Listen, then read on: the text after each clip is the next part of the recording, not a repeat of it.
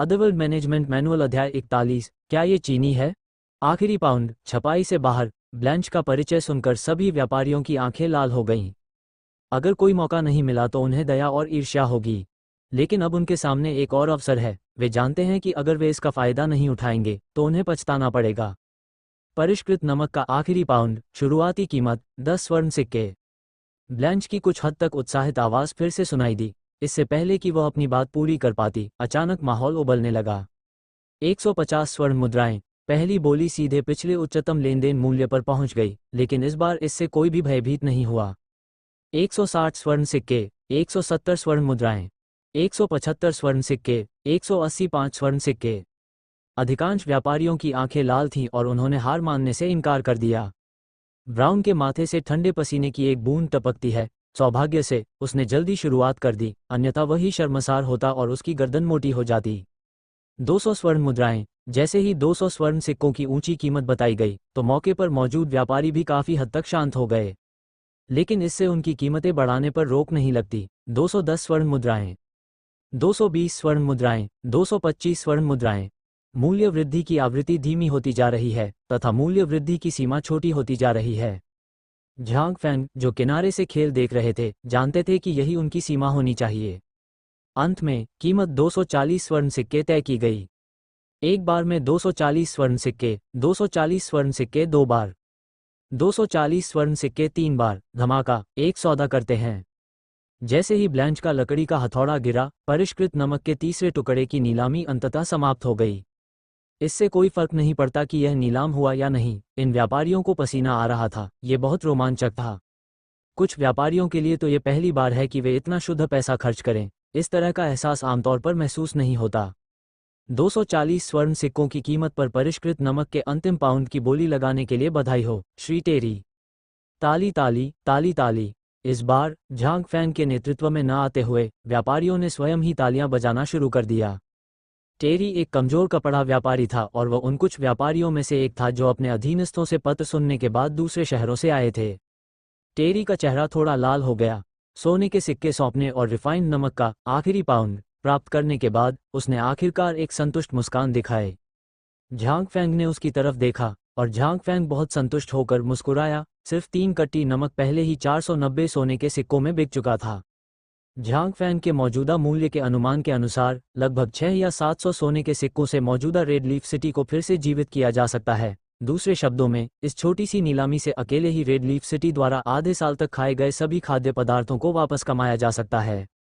हालांकि झांग फैंग को लगता है कि अगर नीलामी की खबर को अगले 10 दिनों और 1.5 महीने तक उबलने दिया जाए तो प्रभाव निश्चित रूप से बेहतर होगा, लेकिन यह आवश्यक नहीं है। इस बार यह सिर्फ पानी का परीक्षण है और होंगिए शहर के लिए पर्याप्त भोजन अर्जित करना केवल एक माध्यमिक उद्देश्य है और मुख्य उद्देश्य होंगिए शहर की प्रतिष्ठा शुरू करना है।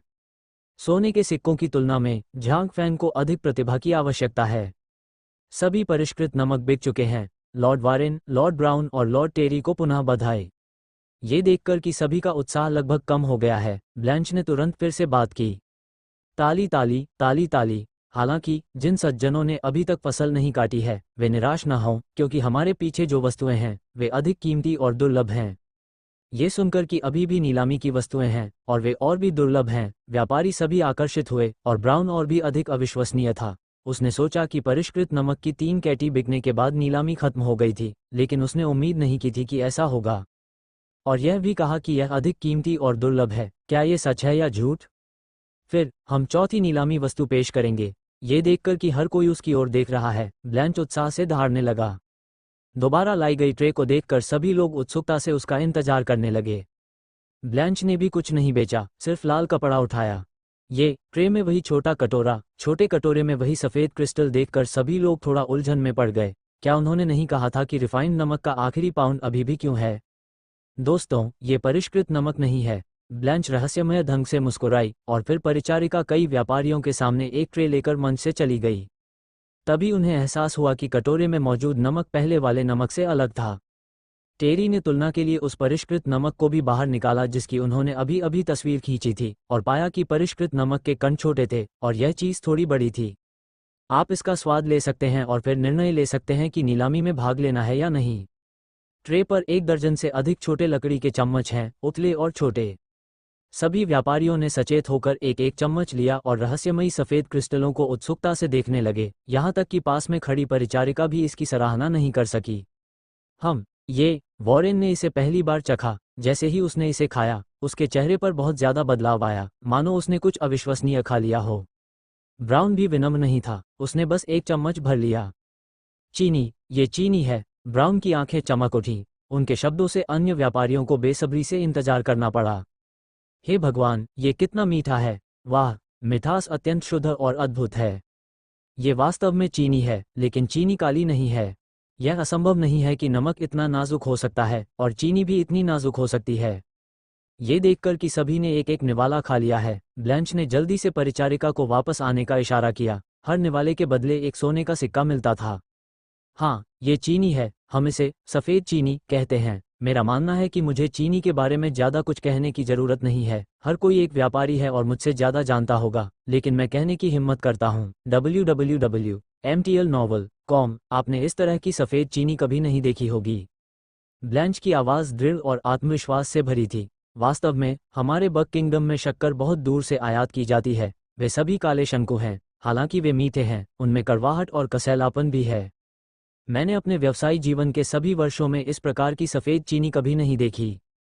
काले चीनी शंकु पहले से ही बहुत महंगे हैं, यह नाजुक सफ़ेद चीनी। तो फिर आधा किलो सफ़ेद चीनी की शुरुआती कीमत 100 सोने के सिक्के हैं। वैसे ये सफ़ेद चीनी तो सिर्फ आधा किलो ही है। ब्लैंच की भावुक आवाज़ फिर से सुनाई दी। इस बार सफ़ेद चीनी की शुरुआती कीमत 100 सोने के सिक्के थी और पहले परिष्कृत नमक की अंतिम कीमत केवल 100 सोने के सिक्के थी। लेकिन जब उन्होंने इतनी ऊंची शुरुआती कीमत सुनी, तो वहां मौजूद व्यापारियों को बिल्कुल भी आश्चर्य नहीं हुआ। चीनी एक लग्जरी उत्पाद है और सफ़ेद चीनी भी लग्जरी उत्पादों में से एक लग्जरी है। ये शुरुआती कीमत उचित है। 200 स्वर्ण मुद्राएं। वॉरेन बोली लगाने वाले पहले व्यक्ति थे। 250 स्वर्ण मुद्राएं। टेरी को पीछे नहीं रहना था। हालांकि उसने अभी अभी 1 पाउंड रिफाइंड नमक पर 240 सोने के सिक्के खर्च किए थे, फिर भी वो आधा किलो सफ़ेद चीनी के लिए लड़ना चाहता था। 280 स्वर्ण मुद्राएं। 320 स्वर्ण मुद्राएं। ब्राउन भी मैदान में है और एक नई लड़ाई शुरू होने वाली है। झांग फैंग ने इन व्यापारियों को बगल से देखा। जब उन्होंने कीमत पूछी तो उनके चेहरे पर आए भावों को देखकर झांग फैंग यह आकलन कर रहा था कि उनके पास कितने सोने के सिक्के बचे हैं और उसे कितने निकालने की जरूरत है। 350 स्वर्ण मुद्राएं। वॉरेन ने एक और बोली लगाए। लेकिन 350 सोने के सिक्कों की ऊंची कीमत भी इन लोगों को कार्रवाई करने से नहीं रोक सकी। 360 स्वर्ण मुद्राएं। 375 स्वर्ण मुद्राएं। टेरी की गर्दन की नसें उभरी हुई थीं। जाहिर है, पहले 1 पाउंड रिफाइंड नमक खरीदने के बाद अब कीमत उसकी सीमा तक पहुंच गई है। 400 स्वर्ण सिक्के। वॉरेन ने फिर भी हार नहीं मानी। उन्होंने 1 पाउंड रिफाइंड नमक के लिए सिर्फ 100 सोने के सिक्के इस्तेमाल किए। तुलनात्मक रूप से देखा जाए तो दबाव इतना ज्यादा नहीं था। ये सुनकर कि वरुण ने सीधे 400 सोने के सिक्के जोड़ दिए, टेरी ने व्यंग्यात्मक ढंग से मुस्कुराते हुए अपना सिर हिलाया। ये पहले से ही उसकी सहन करने की सीमा से परे है। ऐसा नहीं है कि इतने सारे सोने के सिक्के नहीं निकाले जा सकते, लेकिन उन्हें निकालने के बाद उसके हाथ में लगभग कोई सोने का सिक्का नहीं है। हाँ, व्यवसाय करने का नकदी प्रवाह बहुत महत्वपूर्ण है, अन्यथा जोखिमों का विरोध करने की क्षमता बहुत खराब है। मैं हार मानता हूँ। टेरी ने मूल्य वृद्धि छोड़ दी और अब केवल वॉरेन और ब्राउन ही कोर्ट पर बोली लगा रहे हैं। हालांकि आज के व्यापारियों को बड़े व्यापारी कहा जा सकता है, लेकिन बड़े व्यापारी अभी भी बड़े व्यापारियों से अलग हैं। उदाहरण के लिए वॉरेन, ब्राउन और टेरी, उनमें से 3 पहले सोपान में हैं और बाकी दूसरे सोपान में हैं। अन्य लोगों के वित्तीय संसाधन इन 3 लोगों के बराबर नहीं हैं। टेरी को हार मानते देख वॉरेन और ब्राउन दोनों ने राहत की सांस ली। अब उनका एक प्रतियोगी बाहर हो चुका है और सिर्फ एक दूसरे ही बचे हैं। 420 स्वर्ण मुद्राएं। ब्राउन की आंखों में हल्की चमक है। हालांकि वो और वॉरेन अच्छे दोस्त हैं, लेकिन जब हित सामने होंगे तो वह पीछे नहीं हटेंगे। 430 स्वर्ण मुद्राएं। वॉरेन ने आगे भी इसका अनुसरण जारी रखा। महामहिम ब्राउन, हम सभी एक दूसरे से बहुत परिचित हैं, फिर आपस में लड़ने की क्या जरूरत है? अपनी इज्जत बचाए और बदले में मैं आपको एक बड़ा उपहार दूंगा। महामहिम वॉरेन, परिचितता तो परिचितता है और व्यवसाय व्यवसाय है, इन्हें भ्रमित नहीं किया जा सकता। ब्राउन मुस्कुराया और अपना सिर हिलाया। 450 स्वर्ण मुद्राएं। जैसे ही कीमत सामने आई, दृश्य तुरंत शांत हो गया और वॉरेन ने भौहें सिकोड़ ली। उसके हाथ में बहुत अधिक सोने के सिक्के नहीं थे, उनका मानना था कि जब तक वह आधा किलो सफ़ेद चीनी खरीदता है और इसे थोड़ी देर के लिए संचालित करता है, वह निश्चित रूप से पैसे खोए बिना लाभ कमाएगा। लेकिन समस्या यह है कि इस ऑपरेशन में यह दिखाई दिया कि उसके हाथ में केवल 500 से कम सोने के सिक्के थे और इसे खरीदने के बाद इसे संचालित करना अधिक परेशानी भरा हो सकता है।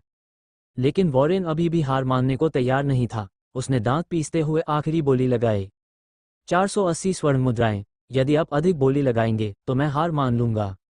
वॉरेन को नकली न लगते देख ब्राउन को पता चल गया कि अब उसकी सीमा समाप्त हो चुकी है। सामान्य समय में शायद ब्राउन में एक वयस्क की तरह सुंदरता होती, लेकिन अब नहीं। ये संभवतः पूरे देश में या यहाँ तक कि पूरी दुनिया में एकमात्र सफ़ेद चीनी होगी। 490 सोने के सिक्के, तो फिर धन्यवाद लॉर्ड वॉरेन। ब्राउन ने घृणित व्यक्ति को एक सोने का सिक्का नहीं जोड़ा, बल्कि सीधे 10 सोने के सिक्के जोड़े, जिसे वॉरेन के लिए पर्याप्त सम्मान माना जा सकता है। अरे, वॉरेन ने आह भरी। हालांकि वो वास्तव में हार नहीं मानना चाहता था, लेकिन उसका बटुआ इसकी इजाज़त नहीं दे रहा था। पहली बार 490 स्वर्ण सिक्के। ब्लैंच ने कभी सपने में भी नहीं सोचा था कि आधा किलो सफ़ेद दानेदार चीनी इतने सारे सोने के सिक्कों में बिक सकती है। उसने सबकी तरफ उम्मीद से देखा, क्या किसी ने कीमत बढ़ाई है? दूसरी बार 490 स्वर्ण मुद्राएं। ऐसा लगता है कि अब और कुछ नहीं बचा है। वॉरेन और टेरी दोनों ने बोली लगाना छोड़ दिया। इस मामले में ब्लैंच ने कोई स्याही नहीं लगाई। तीसरी बार 490 स्वर्ण मुद्राएं। सौदा, धमाका। आइए श्री ब्राउन को 490 स्वर्ण सिक्कों की कीमत पर आधा किलो सफ़ेद चीनी खरीदने के लिए बधाई दें, जो संभवतः अब छपाई से बाहर हो जाएगी। ब्लैंच भी बहुत चौकस है, कह रही है कि यह प्रिंट से बाहर हो सकता है, जहां तक ये संभव है या नहीं। झांग फैंग ने यही कहा। ताली ताली। झांग फैंग ने तालियां बजाने में अगुवाई की और व्यापारियों ने बधाई देना शुरू कर दिया। उनमें से हर कोई ईर्ष्यालु है। समझदार नज़र वाला कोई भी व्यक्ति देख सकता है कि अगर आप ये चीज़ खरीदते हैं तो आप इसे कमाएंगे, लेकिन किसी के पास बहुत पैसा नहीं है, इसलिए वे केवल ब्राउन पर ईर्ष्या भरी नज़र डाल सकते हैं। ब्राउन के पास इतने सारे सोने के सिक्के नहीं थे। उसने बाहर खड़े नौकरों से सोने के सिक्के लाने को कहा। पैसे निकालने के लिए समय का फ़ायदा उठाते हुए झांग फैंग ने ब्लैंच को आंख मारी, जिसे ब्लैंच ने तुरंत समझ लिया। हमारी नीलामी जारी रहेगी। आगे कुछ गैजेट हैं। मुझे उम्मीद है कि सभी को ये पसंद आएगा। ब्लैंच ने ताली बजाई और कई सुंदर परिचारिकाएं पुनः मंच पर आईं। उनमें से प्रत्येक व्यक्ति अलग अलग वस्तु ले जा रहा है। एक रसोई का चाकू, एक लंबा चम्मच और एक फावड़ा। आप हमारे नगर स्वामी को शायद अच्छी तरह से नहीं जानते होंगे। मैं आपको संक्षेप में बता दूं कि हमारे नगर स्वामी सुदूर पूर्व से हैं, जो एक बहुत ही रहस्यमय देश है। परिष्कृत नमक और सफ़ेद चीनी की तरह वयस्क लोग इसे भी वहीं से लाए थे। ब्लैंच ने नीलामी से संबंधित कुछ अप्रासंगिक बातें कहीं, लेकिन सभी व्यापारी उनकी ओर आकर्षित हो गए और उन्होंने मंच पर रखे औजारों पर ध्यान ही नहीं दिया। सुदूर पूर्व, क्या ये राजधानी हो सकती है? एक व्यापारी हैरान है। नहीं, ये स्पष्ट रूप से रॉयल कैपिटल नहीं है। किंग्स कैपिटल में परिष्कृत नमक और सफ़ेद चीनी नहीं है। ब्राउन ने अपना सिर हिलाया। उसने रिफाइंड नमक और सफ़ेद चीनी को राजधानी में बेचने के लिए बोली लगाई। वह राजधानी की स्थिति से अच्छी तरह परिचित था। ये राजधानी से दूर है। क्या ये लुओयान साम्राज्य है या गामा साम्राज्य? और भी दूर। सभी व्यापारी फुसफुसाए और हर कोई शहर के स्वामी झांग फैंग की उत्पत्ति में बहुत रुचि रखता था, लेकिन ये देखते हुए कि झांग फैंग इसके बारे में बात नहीं करना चाहता था, उन्होंने जानबूझकर झांग फैंग से नहीं पूछा, जिससे लोग केवल थक गए। ये देखकर कि सभी लोग आकर्षित हो गए हैं, ब्लैंच ने फिर कहा, और मेरे पास जो 3 रसोई के बर्तन हैं, वे श्री झांग फैंग द्वारा उनके गृहनगर से लाए गए थे। वे सोने या चांदी से नहीं बने हैं, बल्कि स्टेनलेस स्टील नामक एक विशेष धातु से बने हैं, जो कभी जंग नहीं खाएगा, और यह गर्मी, उच्च तापमान, निम्न तापमान, जंग, घिसाव के प्रति प्रतिरोधी है। ब्लैंच ने एक ही सांस में बहुत सारा प्रतिरोध कह दिया, और जितना अधिक व्यवसायी सुनते गए, उनकी आंखें उतनी ही चमकती गईं। फिर इसे बहुत ही उच्च शिल्प कौशल के साथ बनाया गया है। आप व्यक्तिगत रूप से www.mtlnovel.com इस तरह की सामग्री, इस तरह के शिल्प कौशल का अनुभव कर सकते हैं। मुझे यकीन है कि आपने इसे पहले कभी नहीं देखा है। परिचारिका व्यापारियों के लिए रसोई के बर्तन ले आई। वारेन ने चौकोर रसोई का चाकू उठाया। यह अपेक्षा से ज्यादा भारी था। ब्लेड चमकदार और चांदी जैसा था। वारेन को इसकी धार पर कोई संदेह नहीं था। यह एक अच्छा चाकू है। यह अफसोस की बात है। अफसोस की बात है कि यह तलवार वारेन के लिए बहुत छोटी है। अगर यह किसी शूरवीर की तलवार होती तो बेहतर होता। सामान्य शूरवीरों की तलवारें लोहे से बनी होती हैं और उन्हें हर दिन बनाए रखने के लिए पैसा खर्च करना पड़ता है, अन्यथा वे थोड़े समय में जंग खा जाएंगे और खराब हो जाएंगे। यदि यह शूरवीर की तलवार है तो यह निश्चित रूप से आसमान छूती कीमत पर बिकेगी। चम्मच और फावड़े रसोई के चाकुओं से कहीं ज्यादा हल्के होते हैं। ये बिल्कुल अलग धातु व्यापारियों को थोड़ा ज्यादा पसंद आती है। आखिरकार दुर्लभता का मतलब ही है व्यावसायिक अवसर। यद्यपि आम लोग रसोई के बर्तनों के बारे में ज्यादा परवाह नहीं करते हैं, लेकिन अगर बेहतर विकल्प उपलब्ध हों तो बड़े रईस अपने सोने के सिक्कों के साथ कंजूसी नहीं करेंगे। तो सबसे पहले इस स्टेनलेस स्टील के रसोई के चाकू की शुरुआती कीमत 10 सोने के सिक्के है। 20, 28, 30। अंत में स्टेनलेस स्टील का रसोई का चाकू 50 सोने के सिक्कों में खरीदा गया, स्टेनलेस स्टील का फावड़ा 40 सोने के सिक्कों में बेचा गया और स्टेनलेस स्टील का चम्मच भी 40 सोने के सिक्कों में बेचा गया। वहीं ब्राउन के सोने के सिक्के भी डिलीवर हो चुके हैं। सोने के सिक्कों को देखकर झांग फैंग को लगा कि यह नीलामी पूरी तरह सफल रही। इन चंद लोगों के पास ज्यादा पैसे नहीं हैं, इसलिए अगली नीलामी की वस्तुएं भी लगभग ऐसी ही होंगी। तो ये हमारी अगली नीलामी वस्तु है। इस बार परिचारिका द्वारा लाई गई ट्रे को लाल कपड़े से नहीं ढका गया था, क्योंकि यह वस्तु सभी ने देखी थी। सैंडविच का स्वाद, मुझे लगता है कि मैं इसे जीवन में कभी नहीं भूलूंगा। मैंने वास्तव में नीलामी में भाग लिया था और मैं इसे मास्टर झांग फैंग से अकेले खरीदना चाहता हूँ। व्यवसायी थोड़ा आश्चर्यचकित हुए, लेकिन कुछ हद तक अपेक्षित भी थे। ट्रे पर 3 सैंडविच हैं, जिनमें हैम, अंडे और सलाद पत्ता भी है, जो बिल्कुल उस दोपहर की चाय के समान है जो उन्होंने अभी पी थी। मेरा मानना है कि सैंडविच से हर कोई परिचित है। सिटी लॉर्ड झांग फैंग द्वारा आयोजित दोपहर की चाय में सभी ने इसका स्वाद चखा, लेकिन मैं कुछ और शब्द कहना चाहूंगा। सबको लार निगलते देख ब्लैंच ने ऊंची आवाज में कहा, सैंडविच की सबसे बाहरी परत एक नरम टोस्ट है जो क्वीन ब्रेड से भी अधिक कीमती है, जिसके बीच में अंडे, हैम और सलाद पत्ता होता है। कहने की जरूरत नहीं कि अंडे बहुत कीमती हैं, ये बात सभी जानते हैं। हैम और लेट्यूस की बात करें तो ये ऐसी चीजें हैं जो बक किंगडम में नहीं है, यहाँ तक कि हमारे शहर के भगवान के पास भी इनकी बहुत कम मात्रा है। वर्तमान में इनकी संख्या बहुत कम है। यदि आप होंगे शहर छोड़ देंगे तो आप इस तरह का भोजन कभी नहीं खा पाएंगे। जहाँ तक भोजन के लिए आप कितना भुगतान करने को तैयार हैं, यह आप पर निर्भर है। फिर 3 सैंडविच, शुरुआती कीमत 3 सोने के सिक्के। 5 सोने के सिक्के। जैसे ही ब्लैंच ने बोलना समाप्त किया, वॉरेन बोली लगाने में आगे आ गया। 5 स्वर्ण सिक्के नीचे नहीं उतारे जा सकते, 10 स्वर्ण सिक्के। एक व्यापारी बोला, 15 स्वर्ण सिक्के। ब्राउन ने भी शूटिंग की, लेकिन उन्होंने ज्यादा कुछ नहीं कहा। वैसे भी उन्होंने सिर्फ अपनी क्षमता के आधार पर प्रतिस्पर्धा की। 18 स्वर्ण सिक्के। अंत में तीनों सैंडविच ब्राउन ने 25 सोने के सिक्कों में खरीदे। वास्तव में ये कीमत और भी अधिक हो सकती थी, लेकिन ब्लैंच ने कहा कि सैंडविच की शेल्फ लाइफ केवल 1 दिन थी और बोली की कीमत तुरंत धीमी हो गई। बेशक, झांग फैंगरंग ने शेल्फ लाइफ के बारे में कहा, आखिरकार पैसा कमाना ही पैसा कमाना है, लेकिन आप अभी भी ट्रिक्स नहीं कर सकते हैं और विश्वसनीयता पहले आती है। सैंडविच के बाद 3 कप दूध से बनी चाय और 3 अंडे वाले टार्ट परोसे गए। तत्काल दूध वाली चाय की तस्वीर एक ट्रांसपोर्ट व्यवसायी ने 30 स्वर्ण सिक्कों में ली और अंडे वाली चाय टेरी ने 25 स्वर्ण सिक्कों में ली।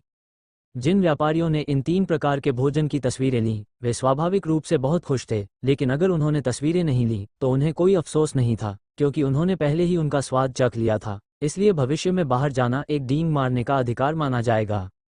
भले ही आज हम खाली हाथ लौटें, लेकिन हमने ये पुरस्कार अर्जित किया है। एक व्यापारी ने आह भरी, वास्तव में दोपहर की चाय में मैंने अकेले ही 5 सैंडविच खाए, 2 अंडे की टार्ट, 1 कप दूध वाली चाय और 3 टुकड़े हिरन का मांस। ये कम से कम 60 या 70 सोने के सिक्के हैं। मैंने एक भोजन में इतने सारे सोने के सिक्के खा लिए। कोई बात नहीं, यह एक झटका है। केवल इस व्यवसायी ने ही नहीं, बल्कि अन्य व्यवसायियों ने भी प्रतिक्रिया व्यक्त की। भोजन में एक सोने का सिक्का खाना एक विलासिता है। मैंने वास्तव में 60 या 70 खाए। मुझे कहना होगा, शहर का स्वामी वास्तव में तैयार है। एक व्यक्ति के पास केवल इतने ही सोने के सिक्के होते हैं। हम दर्जन भर। रुको, मुझे थोड़ा चक्कर आ रहा है। हमने कुल कितने सोने के सिक्के खाए? इस समय वारेन और ब्राउन को इसका एहसास होने के बाद ही उन्होंने एक दूसरे की ओर देखा और वे दोनों एक दूसरे की आंखों में आश्चर्य देख सकते थे। इन चीज़ों की कीमत उन्हें पहचान में आती है। दूसरे शब्दों में, उन्हें लगता है कि ये दोपहर की चाय पूरी तरह से कीमत के लायक है। आखिरकार उन्होंने इतने सालों में कभी खाना नहीं देखा है और बेहद स्वादिष्ट भोजन की कीमत अधिक नहीं है। भले ही झांग फैंग ने इसे स्वयं बनाया हो, लेकिन लागत बहुत अधिक होगी। उनमें से 13 व्यापारियों में से प्रत्येक की कीमत 50 स्वर्ण मुद्राएं हैं, जो कुल मिलाकर 600 स्वर्ण मुद्राएं से अधिक होती हैं। 600 सोने के सिक्कों की अवधारणा क्या है? होंगे ये शहर के 1000 से अधिक लोगों के लिए आधे साल तक काली रोटी खाने के लिए पर्याप्त है। यह मत देखिए कि उन्होंने सैकड़ों सोने के सिक्कों के लिए क्या खरीदा। ऐसा इसलिए है क्योंकि वे अधिक कीमत पर बेच सकते हैं। जहां तक झांग फैंग का सवाल है, उसने खुद को और दूसरों को दोपहर की चाय पर आमंत्रित किया। यह एक ऐसा बलिदान है जिसका कोई प्रतिफल नहीं है। एक भोजन, 600 स्वर्ण मुद्राएं, राजा भी इतना फिजूल खर्च नहीं हो सकता। ये सब सोचने के बाद व्यापारी मेरी तरफ देखते हैं और मैं तुम्हारी तरफ देखता हूँ। वे सभी दंग रह जाते हैं। जैसा कि कहावत है, लोगों को खाना अदूरदर्शिता है। इस बार उन्होंने दूसरों के 600 से ज्यादा सोने के सिक्के खा लिए हैं और मुझे बेचैनी हो रही है। झांग फैंग मुस्कुराया और सांत्वना दी, जैसे कि वह जानता था कि वे क्या सोच रहे थे। हाँ, इसकी चिंता मत करो सब लोग, पैसा एक बाहरी चीज है, एक इंसान के तौर पर एक खुशहाल जीवन सबसे महत्वपूर्ण चीज है। झांग फैंग की बातें सुनकर व्यापारियों ने राहत की सांस ली। साथ ही वे झांग फैंग के हल्के फुल्के स्वभाव से भी प्रभावित हुए। खुश होने के लिए मैंने सभी को 600 से अधिक स्वर्ण सिक्कों की दोपहर की चाय पर आमंत्रित किया और यहाँ तक कहा कि पैसा शरीर के बाहर की चीज है। मैं केवल यही कह सकता हूँ, गाय। आपके आतिथ्य के लिए धन्यवाद। यदि भविष्य में आपको मेरी आवश्यकता हो तो बेझिझक बात करें। ब्राउन ने सबसे पहले अपना रुख व्यक्त किया और झांग फैंग को सलाम किया। भले ही उन्होंने जो कहा वह सच था या नहीं, कम से कम उन्होंने अपना रुख तो दिखाया। अन्य व्यापारियों ने भी ये देखा तो वे भी बोलने लगे, आपके आतिथ्य के लिए धन्यवाद लॉर्ड सिटी लॉर्ड, धन्यवाद। हाँ, ठीक है, मैं बस यही उम्मीद करता हूँ कि जब आप भविष्य में बाहर होंगे तो आप दूसरों को बता सकेंगे कि आपने हांगये शहर में क्या देखा और सुना है, और मुझे बहुत खुशी होगी। झांग फैंग ने अपना उद्देश्य बताया। सीधे शब्दों में कहें तो वह चाहते थे कि वे हांगये शहर का विज्ञापन बाहर करें। बेशक हमें शहर के राजा को बताने की जरूरत नहीं है, हम इसका प्रचार करेंगे। आखिरकार हमने एक भोजन में 600 से ज्यादा सोने के सिक्के खाए हैं। ये हमारे जीवन में पहली बार है कि हम इतने फिजूल खर्च हैं। हम दिखावा कैसे न करें। ब्राउन के शब्द स्तरीय हैं। उन्होंने यह नहीं कहा कि उन्होंने झांग फैंग के अनुरोध के कारण हांगये शहर को बढ़ावा दिया, बल्कि उन्होंने कहा कि वे दिखावा करना चाहते थे और फिर हांगये शहर को बढ़ावा देने के लिए साथ चले गए। कारण और प्रभाव संबंध बहुत खास है। झांग फैंग ने एक बार फिर ब्राउन की ओर देखा। नौजवान, तुम्हारा रास्ता चौड़ा हो रहा है। तो फिर आप सभी का धन्यवाद। www.mtlnovel.com। फिर अगली वस्तु इस नीलामी की अंतिम वस्तु है। मैं स्वयं इसकी अध्यक्षता करूंगा। झांग फैंग ने मंच पर आकर सबको आश्चर्यचकित कर दिया। वास्तव में एक और वस्तु थी और इसे झांग फैंग ने स्वयं नीलाम किया था। इस समय सभी की जिज्ञासा बढ़ गई, यहाँ तक कि कैरोलिन भी। वह वास्तव में नहीं जानती थी कि झांग फैंग की नीलामी क्या थी। इन पर झांग फैंग और ब्लैंच ने चर्चा की थी और कैरोलिन इसमें शामिल नहीं हुई थी। ताली। झांग फैंग ने ताली बजाई और दो आदमी एक बोर्ड जैसी चीज लेकर अंदर आए। बोर्ड पर एक बड़ा सा लाल कपड़ा लगा हुआ था और किसी को नहीं पता था कि अंदर क्या है। ये देखकर कि यह कोई सभ्य महिला नहीं बल्कि दो युवक हैं, व्यापारी बहुत उत्सुक हुए। क्या ये चीज भारी हो सकती है? झांग फैंग ने उन्हें बोर्ड खड़ा करने के लिए कहा और फिर बोर्ड को नीलामी की मेज पर सीधा रख दिया। बोर्ड को गिरने से रोकने के लिए दोनों एक तरफ हैं। इस वस्तु का मूल्य अत्यंत अधिक है। इसे अमूल्य खजाना भी कहा जा सकता है, इसलिए इस नीलामी के लिए कोई आरक्षित मूल्य निर्धारित नहीं किया गया है। यदि मैं बोली से संतुष्ट हूं तो स्वाभाविक रूप से मैं इसे आपको बेच दूंगा, लेकिन यदि मैं संतुष्ट नहीं हूं तो मुझे नीलामी में पास होना पड़ेगा। ये सुनकर कि झांग फैंग ने नियमों को पुनः लागू कर दिया है, व्यापारी उनकी जल्दबाजी बर्दाश्त नहीं कर सके। एक अमूल्य खजाना, क्या आप इसे सस्ते में बेचने के बजाय नीलामी में बेचना पसंद करेंगे? ये वास्तव में क्या है? झांग फैंग ने देखा कि प्रभाव लगभग वैसा ही था और स्याही भी नहीं बची थी, इसलिए उसने लाल कपड़े को फाड़ दिया। ब्रश, अरे बाप रे, ये कैसे संभव है? मैंने क्या देखा? सभी व्यापारी हैरान रह गए क्योंकि उन्होंने खुद को लाल कपड़े के पीछे देखा। नीलामी में नीलामी वस्तु के लाल कपड़े का अनावरण करने के बाद जब आपने स्वयं को अंदर देखा तो आपका अनुभव कैसा था? अगर ये व्यापारी चालाकी कर पाते तो जरूर कहते, पिताजी को मौत के घाट उतार दिया। इस बार सभी लोग इतने भयभीत थे कि कैरोलिन भी, जो उत्सुकता से चारों ओर देख रही थी, लड़खड़ा गई और लगभग गिर गई। झांग फैंग ने जल्दी से उसका हाथ पकड़ लिया। धन्यवाद। कैरोलिन थोड़ी शर्मीली थी, लेकिन वह अपने सामने रखी चीजों को देखकर ज्यादा आश्चर्यचकित थी। ये है आईना, झांग फैंग ने समझाया। क्या ये दर्पण है?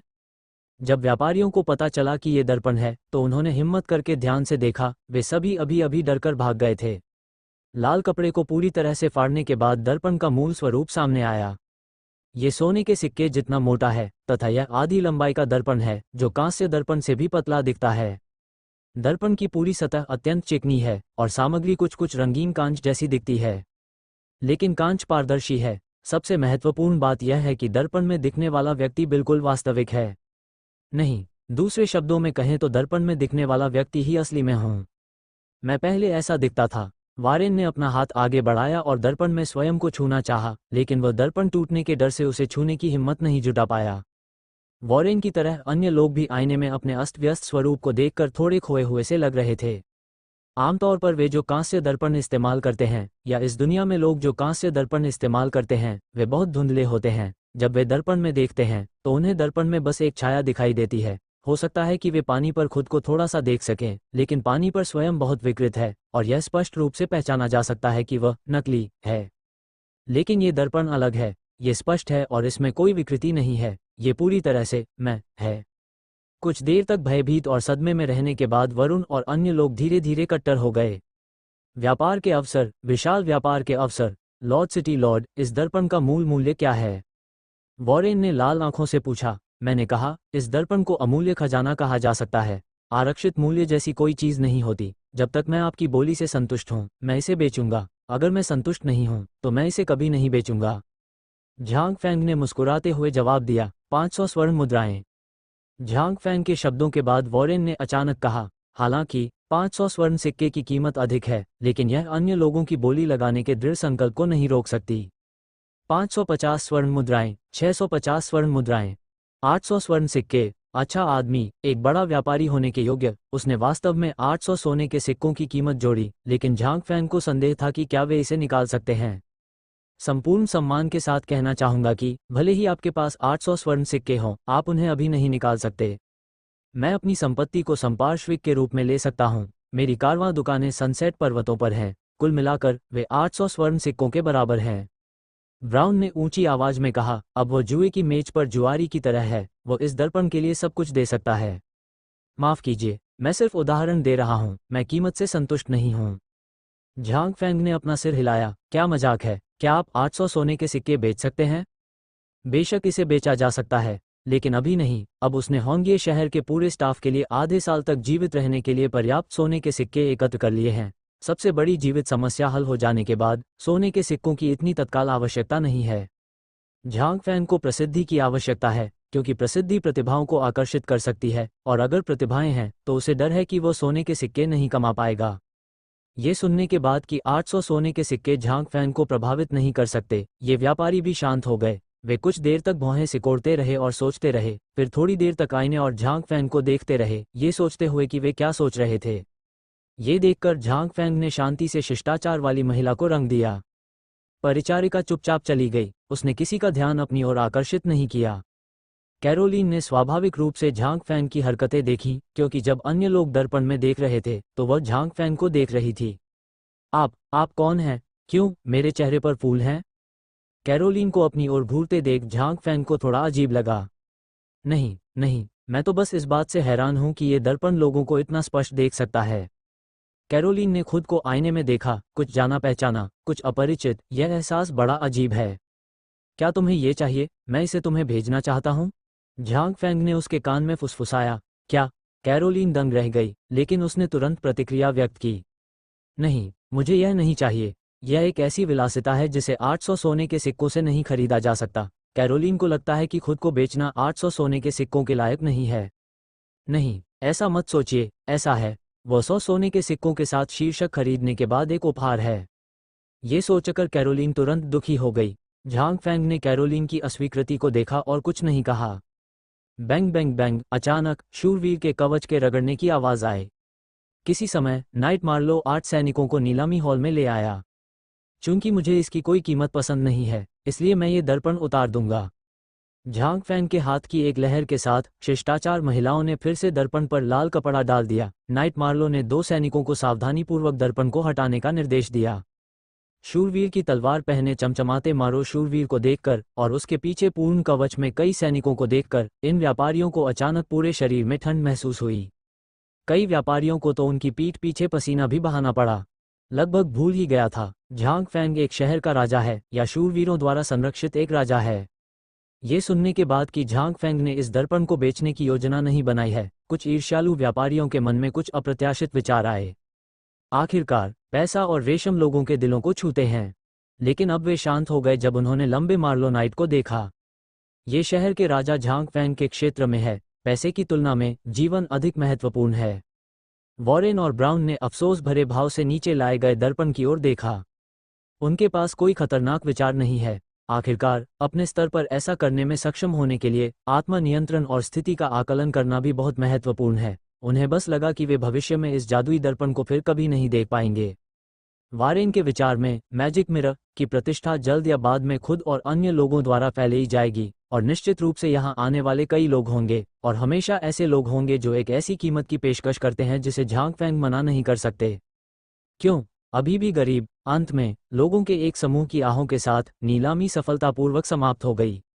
अब जब चीजें बिक चुकी हैं तो you reading www.kanshu.com Jhang Fang को लोगों को अपना भोजन खत्म करने और उन्हें दूर भेजने का कोई विचार नहीं है, लेकिन जाने से पहले झांग फैंग ने कहा कि वह उनसे कुछ खाना खरीदेगा। व्यापारियों ने स्वाभाविक रूप से अपनी छाती थपथपाई और सहमति व्यक्त की। व्यापारी के जाने के बाद झांग फैंग ने अपने सामने रखे सोने के सिक्कों के थैलों को देखा और मुस्कुराया। सर सिटी लॉर्ड, कुल 1190 स्वर्ण सिक्के, ब्लैंच ने लाल चेहरे के साथ झांग फैंग से कहा। हालांकि ब्लैंच ने व्यक्तिगत रूप से इस नीलामी में भाग लिया था, फिर भी उसे 1000 से अधिक स्वर्ण सिक्के अवास्तविक लगे। उसने अपने जीवन में इतना पैसा कभी नहीं देखा था। हाँ, ये थोड़ा अप्रत्याशित है। झांग फैंग को पता था कि वह पैसे कमा सकता है, लेकिन उसे नहीं पता था कि वह इतना पैसा कमा सकता है। यह एक सुखद आश्चर्य था। इस आधे लंबाई वाले दर्पण को झांग फैंग ने उसे वापस महल में ले जाने नहीं दिया, बल्कि इसे सिटी हॉल की दूसरी मंजिल के बीच में रख दिया और 2 सैनिकों को लंबे समय तक इसकी रखवाली करने के लिए छोड़ दिया। कैरोलीन झिझकी, लेकिन अंत में उसने कुछ नहीं कहा। जाहिर है उसे ये दर्पण पसंद है जो उसके असली स्वरूप को देख सकता है, लेकिन आखिरकार ये झांग फैंग का है और वह इसे मांगने के योग्य नहीं है। क्या तुम्हें ये बहुत पसंद है? झांग फैंग ने अचानक पूछा। ठीक है। कैरोलीन जानती थी कि वह किस बारे में बात कर रहा था और उसने इससे इनकार नहीं किया। ठीक है, मैं तुम्हें बाद में एक बड़ा दूंगा। बड़ा? कैरोलीन को समझ नहीं आया कि झांग फैंग का क्या मतलब था। क्या यह इससे भी बड़ा हो सकता है? असंभव। हालांकि उसे इस बात पर यकीन नहीं हुआ, फिर भी वह झांग फैंग को धन्यवाद देकर बहुत खुश हुई। धन्यवाद श्री झांग फैंग। समूह महल में वापस आ गया। झांग फैंग हॉल में पहली सीट पर बैठे थे और नाइट मार्लो सोने के सिक्कों से भरा बड़ा बैग नीचे रखने में हिचकिचा रहे थे। कैरोलीन, तुम पहले 700 सोने के सिक्के निकालो। वे व्यापारी परसों होंगे ये शहर में भोजन पहुंचा देंगे। तुम्हें ये सुनिश्चित करना होगा कि भोजन की गुणवत्ता में कोई समस्या न हो और भोजन की कोई कमी न हो। खरीदा हुआ भोजन महल में रखा जाता है। ठीक है, दिन रात पहरा देने के लिए सैनिक भेजो और कोई गलती नहीं हो सकती। अगर आपके पास खाना है तो आप घबरा नहीं सकते। हो सकता है कि आपको एक बार में इतना सारा खाना खरीदने की ज़रूरत न हो, लेकिन अब ये खाना एक शांत करने वाली सुई की तरह इस्तेमाल किया जाएगा और झांग फैंग को इसकी ज़रूरत है। हाँ। कैरोलीन उसके पास बैठी चमकती आंखों से झांग फैंग को देखा और सम्मानपूर्वक हाँ कह दिया। मार्लो, तुम सैनिकों और शूरवीरों की भर्ती के लिए शुरुआती पूंजी के रूप में 100 सोने के सिक्के ले लो। याद रखो कि भर्ती केवल शारीरिक फिटनेस पर ही नहीं बल्कि चरित्र पर भी निर्भर करती है। कुछ लोग जिनकी प्रतिष्ठा खराब है, चाहे वे कितने भी अच्छे क्यों न हों, हम उन्हें नहीं चाहते हैं। सैनिकों की भर्ती करते समय यहाँ तक कि शूरवीर भी इतने सारे सोने के सिक्कों का उपयोग नहीं कर सकते। आप बचे हुए सोने के सिक्कों का उपयोग हथियार या युद्ध के घोड़े खरीदने के लिए कर सकते हैं। मैं इनमें भाग नहीं लेता, आप अपने निर्णय स्वयं ले सकते हैं। मुझे बस आपसे एक टीम को प्रशिक्षित करने की आवश्यकता है जो होंगी ये शहर की रक्षा करने वाली सेना हो। झांग फैंग का लहजा बहुत गंभीर है। सैनिक होंगे ये शहर की सर्वोच्च प्राथमिकता है और इसमें लापरवाही के लिए कोई जगह नहीं है। हाँ। नाइट मार्लो ने एक मानक नाइटली सलामी दी। उसे इतना महत्वपूर्ण कार्य सौंपा गया था जो उस पर प्रभु के पूर्ण विश्वास को दर्शाता था। मार्लो को सतह पर कुछ भी दिखाई नहीं दे रहा था, लेकिन फिर भी उसके दिल में एक अलग भावना थी। ब्लैंच, तुम बाकी भर्ती के काम के लिए जिम्मेदार हो। तुम 100 सोने के सिक्के भी ले जाओ। भर्ती के लिए शर्तें वैसी ही हैं जैसा मैंने पहले कहा था। इससे कोई फर्क नहीं पड़ता कि क्षमता लगभग समान है और चरित्र की गारंटी होनी चाहिए। वर्तमान रेड लीफ सिटी का विकास अभी शुरू ही हुआ है और झांग फैंग उन चीजों की अनुमति नहीं दे सकते जो सूप के पूरे बर्तन को बर्बाद कर सकती हैं। हाँ, अगर लोगों की भर्ती की जाती है तो उन निर्माणों की समय सारणी भी बढ़ानी होगी। सबसे पहले सार्वजनिक शौचालय का निर्माण शुरू करना होगा। ये पहला काम है और उसके बाद होटल और शराबखानों को सीधे ध्वस्त करके फिर से बनाया जाएगा। वे सराय इतनी गंदी थी कि उन्हें साफ भी नहीं किया जा सकता था। झांग फैंग ने बस इसे नीचे रख दिया। वैसे भी उसके हाथ में पैसे थे। और तब, क्योंकि आज फिर से दूसरी दुनिया में आने का तीसरा दिन है और कल वो आधुनिक युग में वापस लौट सकेगा। झांग फैंग को सामान खरीदने के लिए वापस जाना है, इसलिए वो इस समय जो कुछ भी सोच सकता है उसे समझाएगा। ठीक है, अभी के लिए बस इतना ही, मैं तो भूल ही गया था, तुमने इस दौरान बहुत मेहनत की है। मार्लो और ब्लैंच को 10-10 सोने के सिक्के मिले हैं जो इस बार के पुरस्कार हैं। हाँ हाँ, स्वामी के इनाम के लिए वे मना नहीं कर सकते। इसके अलावा 10 स्वर्ण मुद्राएं केवल एक मूर्ख ही मना करेगा। कैरोलीन ने उत्सुकता से झांग फैंग की ओर देखा, लेकिन पाया कि झांग फैंग और बेन ने उसके लिए इनाम का उल्लेख नहीं किया था और वह थोड़ा हतोत्साहित होने से नहीं बच सकी। रात के खाने का समय हो गया है और मार्लो नाइट और लेडी ब्लैंच एक साथ हैं। हाँ, दोनों बहुत खुश थे, यहाँ तक कि शांत रहने वाले मार्लो के चेहरे पर भी उत्साह दिखाई दे रहा था। जब से उसने शहर के स्वामी का खाना देखा है, वह लंबे समय से इसके बारे में सोच रहा है। दुर्भाग्य से शहर के स्वामी की अनुमति के बिना कोई भी यहाँ खाने की हिम्मत नहीं करता। चलो चलें। वैसे बाकी बचे हुए सोने के सिक्के तुम्हें सुरक्षित रखने के लिए सौंप दिए जाएंगे, तुम देख सकते हो कि यह कहाँ सुरक्षित है। झांग फैंग ने अचानक कैरोलीन से कहा। आह, क्या आप ये सब मेरे पास सुरक्षित रखने के लिए छोड़ देंगे? कैरोलीन ने अविश्वास से पूछा। आपको पता ही होगा कि रईसों के पास सोने के सिक्कों पर पूरी तरह से नियंत्रण होता है। हर रईस के पास कई चाबियां होती हैं, जो घर में रखे सोने के सिक्कों के डिब्बे की चाबियां होती हैं। वे दूसरों पर भरोसा नहीं करते, यहाँ तक कि अपने परिवार के सदस्यों पर भी नहीं। हालांकि झांग फैंग ने कैरोलीन को सोने के सिक्के रखने की शक्ति दी, जिसकी कैरोलीन को उम्मीद नहीं थी।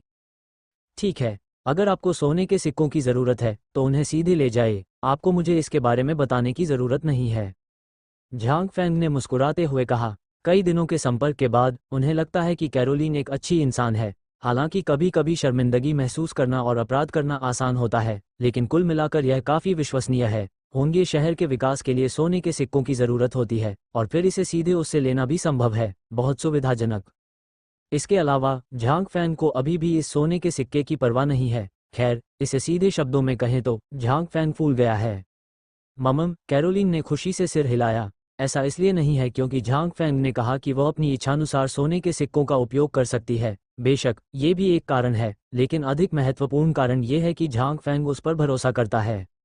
भोजन खरीदने के बाद कम से कम 200 सोने के सिक्के बचे थे, जो 2 रेड लीफ सिटी खरीदने के लिए पर्याप्त थे, लेकिन झांग फैंग ने उस पर इतना भरोसा किया। कैरोलीन को झांग फैंग द्वारा भरोसा किए जाने की भावना का आनंद मिला। सभी लोग ऊपर के रेस्तरां में आए और झांग फैंग ने व्यक्तिगत रूप से खाना बनाया। चूंकि वो कल वापस यात्रा करने वाला था, इसलिए झांग फैंग ने कोई पैसा नहीं बचाया। उसने जगह में मौजूद सभी सामग्री निकाली और एक बहुत ही कम समृद्ध चीनी शैली की हलचल तलना बनाए। अन्य दुनिया में भोजन स्वादिष्ट नहीं है, सिवाय कुछ अजीब खाने के तरीकों के। इसका बड़ा कारण यह है कि उनमें कोई मसाला नहीं होता। साधारण कुलीनों और आम लोगों के भोजन में अंतर यह है कि किसमें नमक अधिक है। झांग फैंग इस तरह का नमकीन खाना नहीं खा सकता था, और उन्होंने महसूस किया कि यह एक बुरी आदत है और इन बाहरी लोगों को अपनी आदत बदलने में मदद करना आवश्यक है।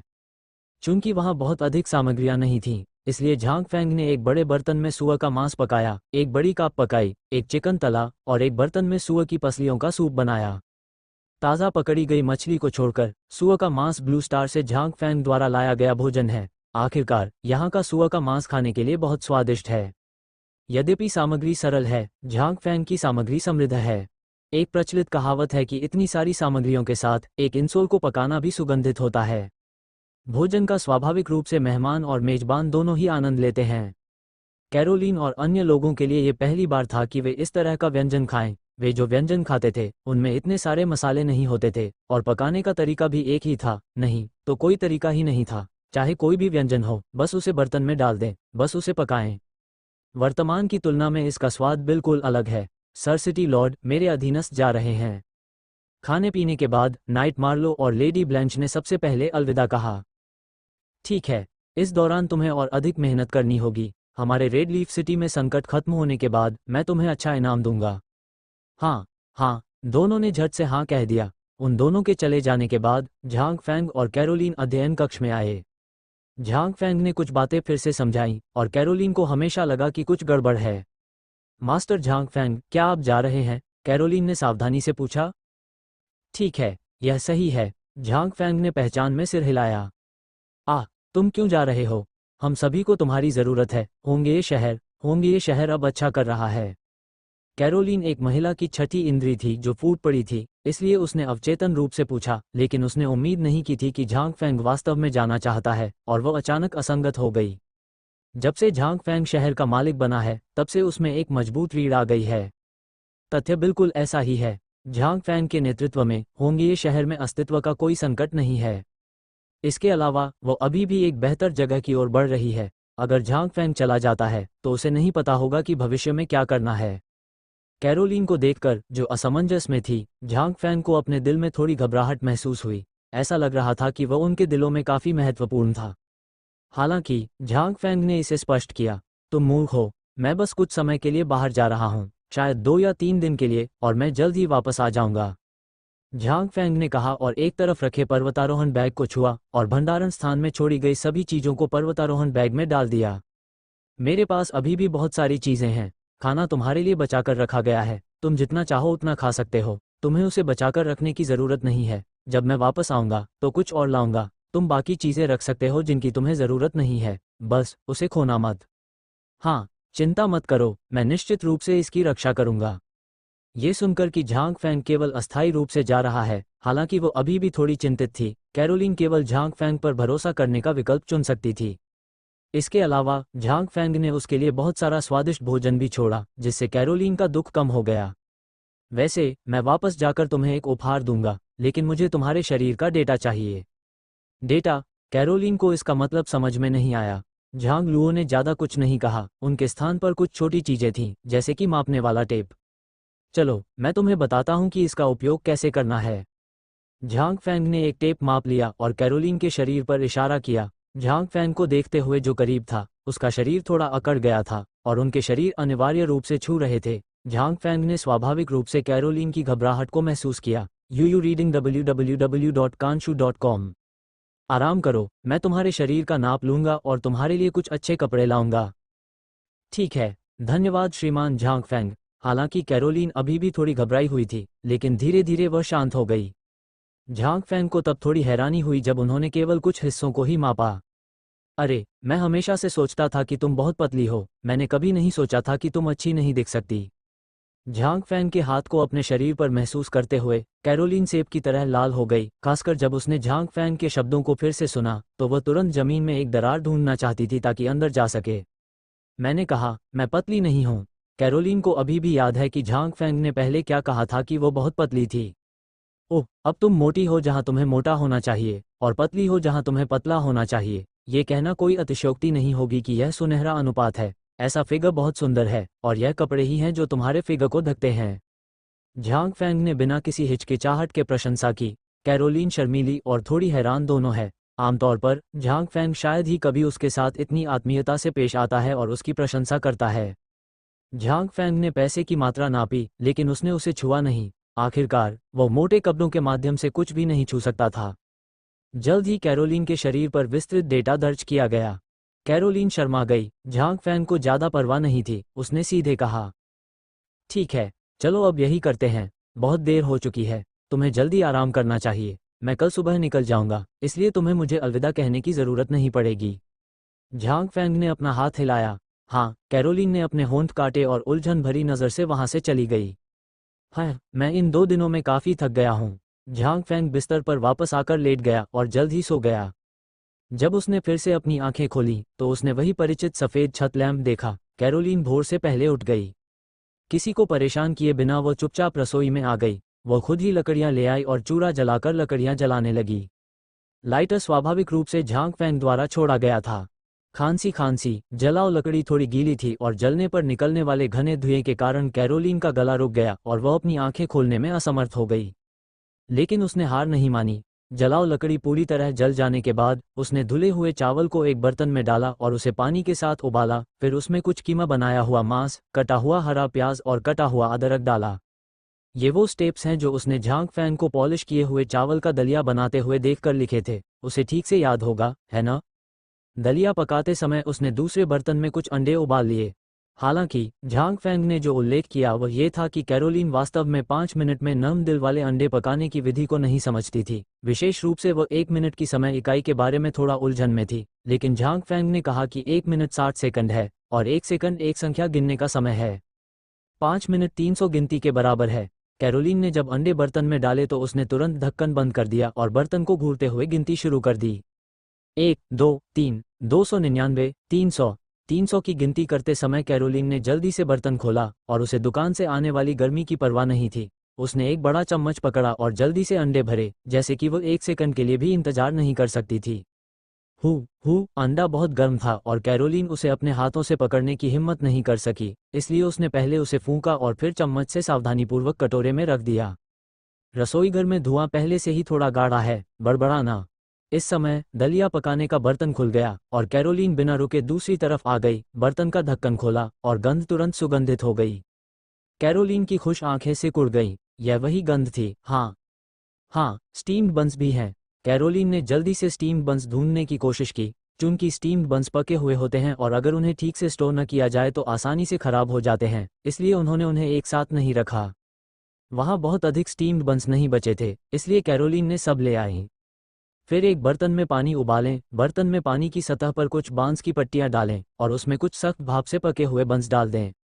लेकिन इस समय कैरोलिन को एक और बड़ी समस्या का पता चला, चूल्हा जल नहीं रहा था। वो फिर से जलाओ लकड़ी का एक बड़ा गट्ठा लेकर आई और उसे चूल्हे में डाल दिया। फिर उसने बगल के चूल्हे से एक जलती हुई लकड़ी ली और उसे चूल्हे में भर दिया। खांसी 3 स्टोव पिट से निकलने वाला गाढ़ा धुआं बहुत दम घोंट रहा था, लेकिन कोई रास्ता नहीं था। इस बिंदु पर कैरोलिन केवल गोली खा सकती थी। जब बर्तन में पानी उबल गया तो कैरोलिन ने जल्दी से चाकू की सहायता से उसमें उबले हुए बंस डाले और उन्हें प्लेट में रख दिया। खैर, ये पहले से ही नरम है, इसकी खुशबू बहुत अच्छी है। सफ़ेद आटे की रोटी की गंध से कैरोलिन की लार टपकने लगी, लेकिन वह अपना मिशन नहीं भूली। इसका स्वाद कैसा है? कैरोलिन ने अपनी नाक हिलाई, उसे एक अजीब गंध महसूस हुई। अचानक मुझे बुरा महसूस हुआ। कैरोलिन ने भाप से पके हुए बंस नीचे रख दिए और जल्दी से स्टोव की ओर चली गई जहां दलिया पक रहा था। एक हल्की सी नरम गंध नथुनों में घुस गई। ये खत्म हो गया, ये खत्म हो गया। कैरोलिन को गर्मी की परवाह नहीं थी। उसने भाप के साथ दलिया बाहर निकाला और बर्तन का निचला हिस्सा जल गया। दलिया के पूरे बर्तन में एक गूदेदार गंध थी। कैरोलिन थोड़ी निराश हुई, लेकिन फिर भी उसने हार नहीं मानी। जब उसने ध्यान से चम्मच से दलिया के सभी काले हिस्सों को अलग किया तो उसके सामने दुबले मांस के दलिया का एक छोटा सा सफ़ेद बर्तन दिखाई दिया।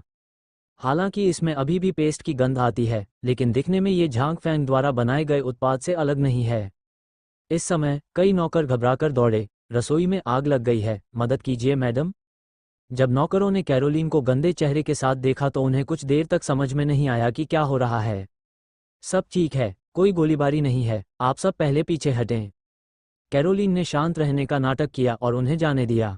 नौकरों ने चूल्हे पर रखी चीजों को देखा और संभवतः स्थिति को समझ लिया और जल्दी से पीछे हट गए।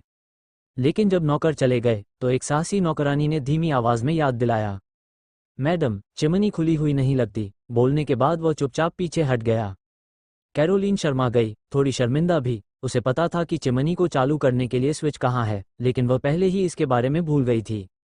चिमनी का स्विच जल्दी से चालू करने पर घना धुआं ऊपर उठा और रसोईघर में हवा वास्तव में बहुत अधिक स्वच्छ हो गई।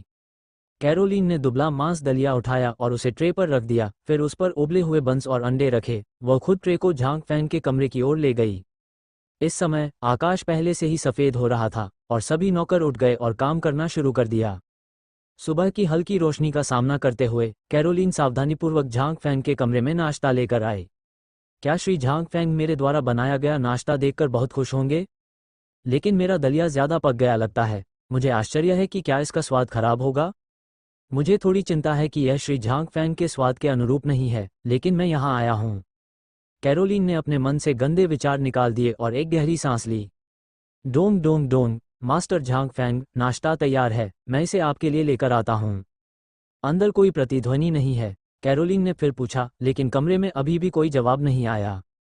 डोंग डोंग डोंग, कैरोलिन के चेहरे पर अचानक घबराहट की झलक दिखाई दी। उसने धीरे से दरवाज़ा धक्का दिया और पाया कि दरवाज़ा बंद नहीं था, और जैसे ही उसने धक्का दिया, दरवाज़ा खुल गया।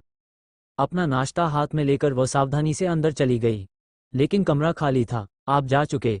कैरोलिन की आवाज़ थोड़ी घबराई हुई और अकेली थी। उसे नहीं पता था कि क्या हो रहा है, इसलिए उसे लगा कि उसका दिल इस समय बहुत परेशान है। वो दोबारा देखने के लिए अध्ययन कक्ष में गई, लेकिन वहाँ कोई नहीं था। ये सचमुच चला गया है। कैरोलिन को बहुत डर था कि झांग फैंग कभी वापस नहीं आएगा, लेकिन झांग फैंग ने उससे वादा किया कि वह निश्चित रूप से वापस आएगा, जिससे कैरोलिन बहुत विरोधाभासी हो गई और उसे नहीं पता था कि उस पर विश्वास करना है या नहीं। क्योंकि झांग फैंग द्वारा निकाली गई चीज़ों और दैनिक जीवन की स्थिति को देखते हुए जिस स्थान पर झांग फैंग स्थित है वह निश्चित रूप से रेड लीफ सिटी के बराबर नहीं है, और रेड लीफ सिटी बहुत हीन है। शायद झांग फैंग की राय में होंगे शहर एक अज्ञानी और पिछड़ा स्थान है।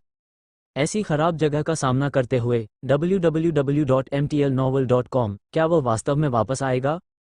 कैरोलीन यह नहीं बता सकी कि वह झांग फैंग के चले जाने से इतना डर क्यों रही थी। ये बात तर्कसंगत है कि वर्तमान रेड लीफ सिटी तुरंत सही रास्ते पर आ जाएगी और झांग फैंग के बिना भी रेड लीफ सिटी जीवित रह सकेगी। लेकिन आपको झांग फैंग की इतनी परवाह क्यों है? ये सोचकर कि झांग फैंग शायद कभी वापस नहीं आएगा, कैरोलीन को अचानक अपने दिल में थोड़ा दर्द महसूस हुआ। कैरोलीन, जो कुछ असमंजस में थी, ने अपना पकाया हुआ दलिया उठाया और एक घूंट पिया।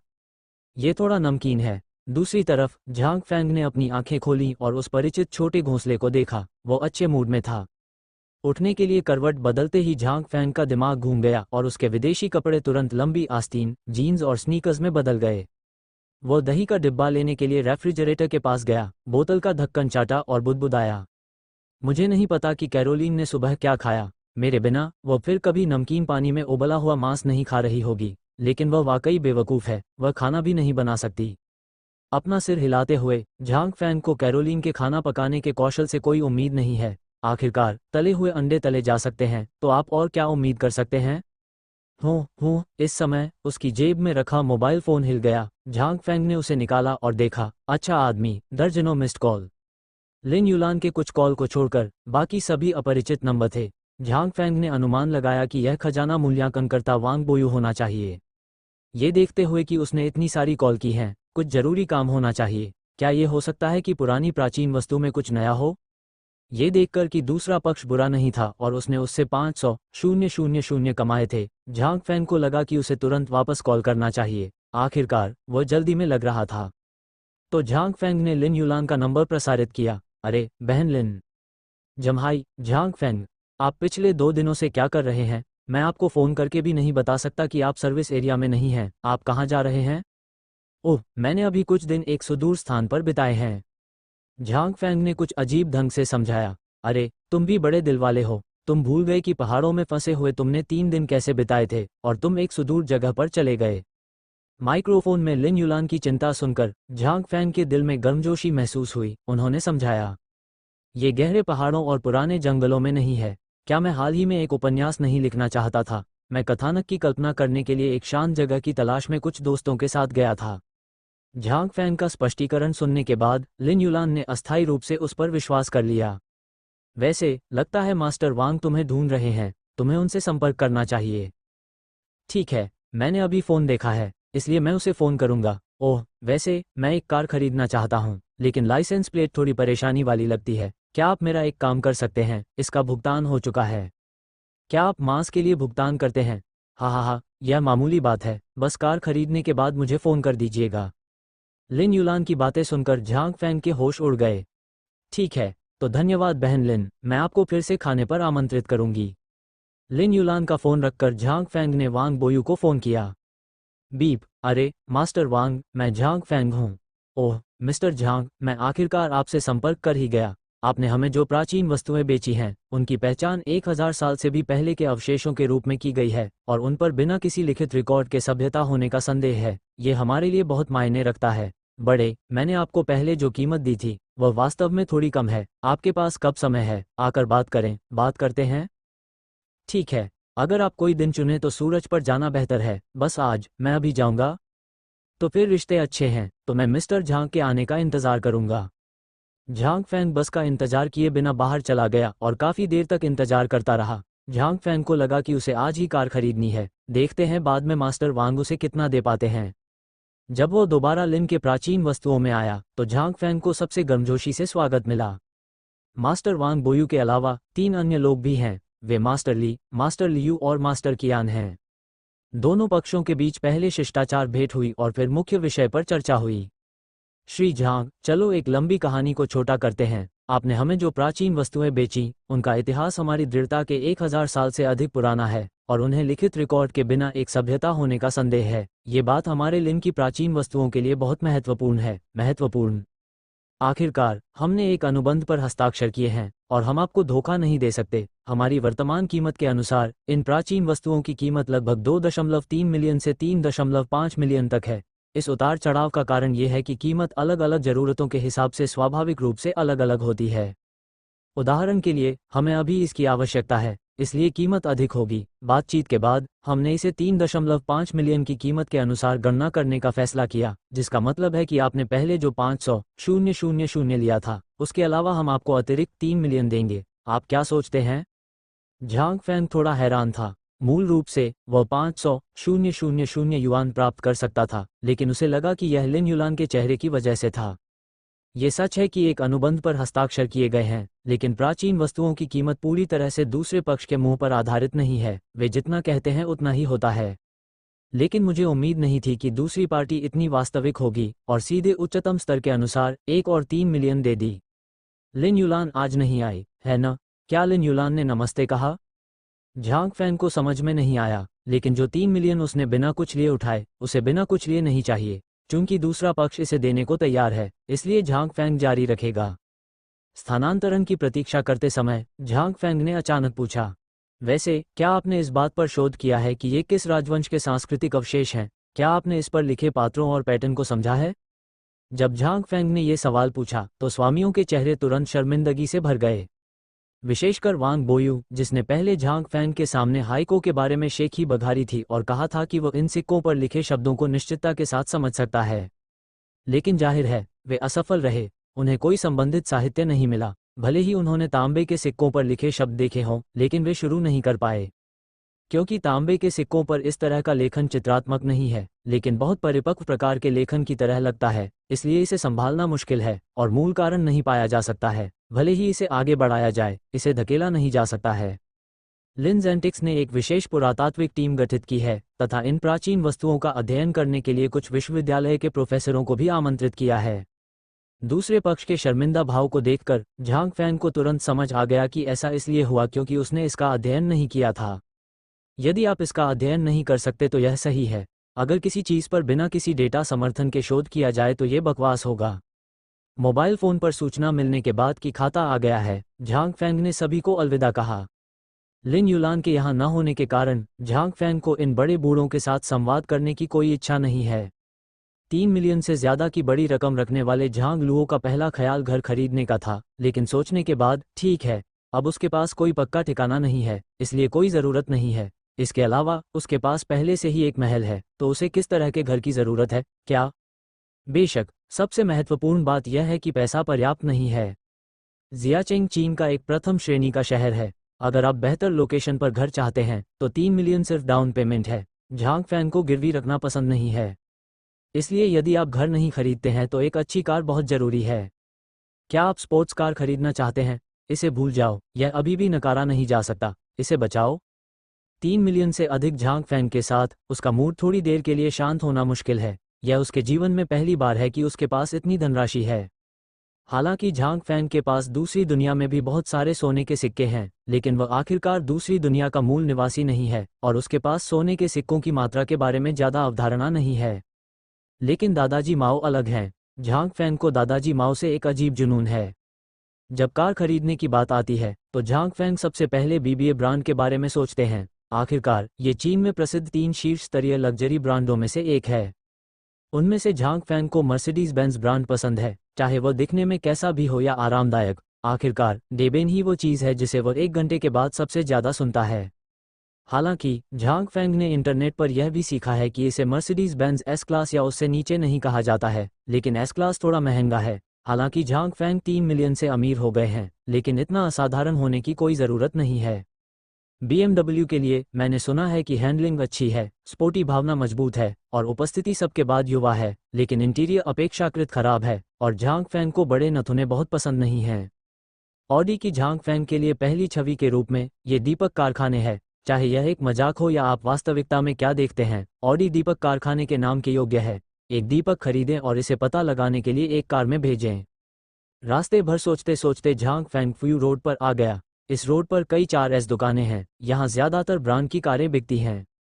पहली चीज़ जो ध्यान आकर्षित करती है वह है 4 बड़े छल्ले। नमस्ते सर, ऑडी 4S स्टोर में आपका स्वागत है। आपको क्या चाहिए? काले रंग की रेशमी वर्दी पहने एक सुंदर महिला चेहरे पर मुस्कान लिए चली आई।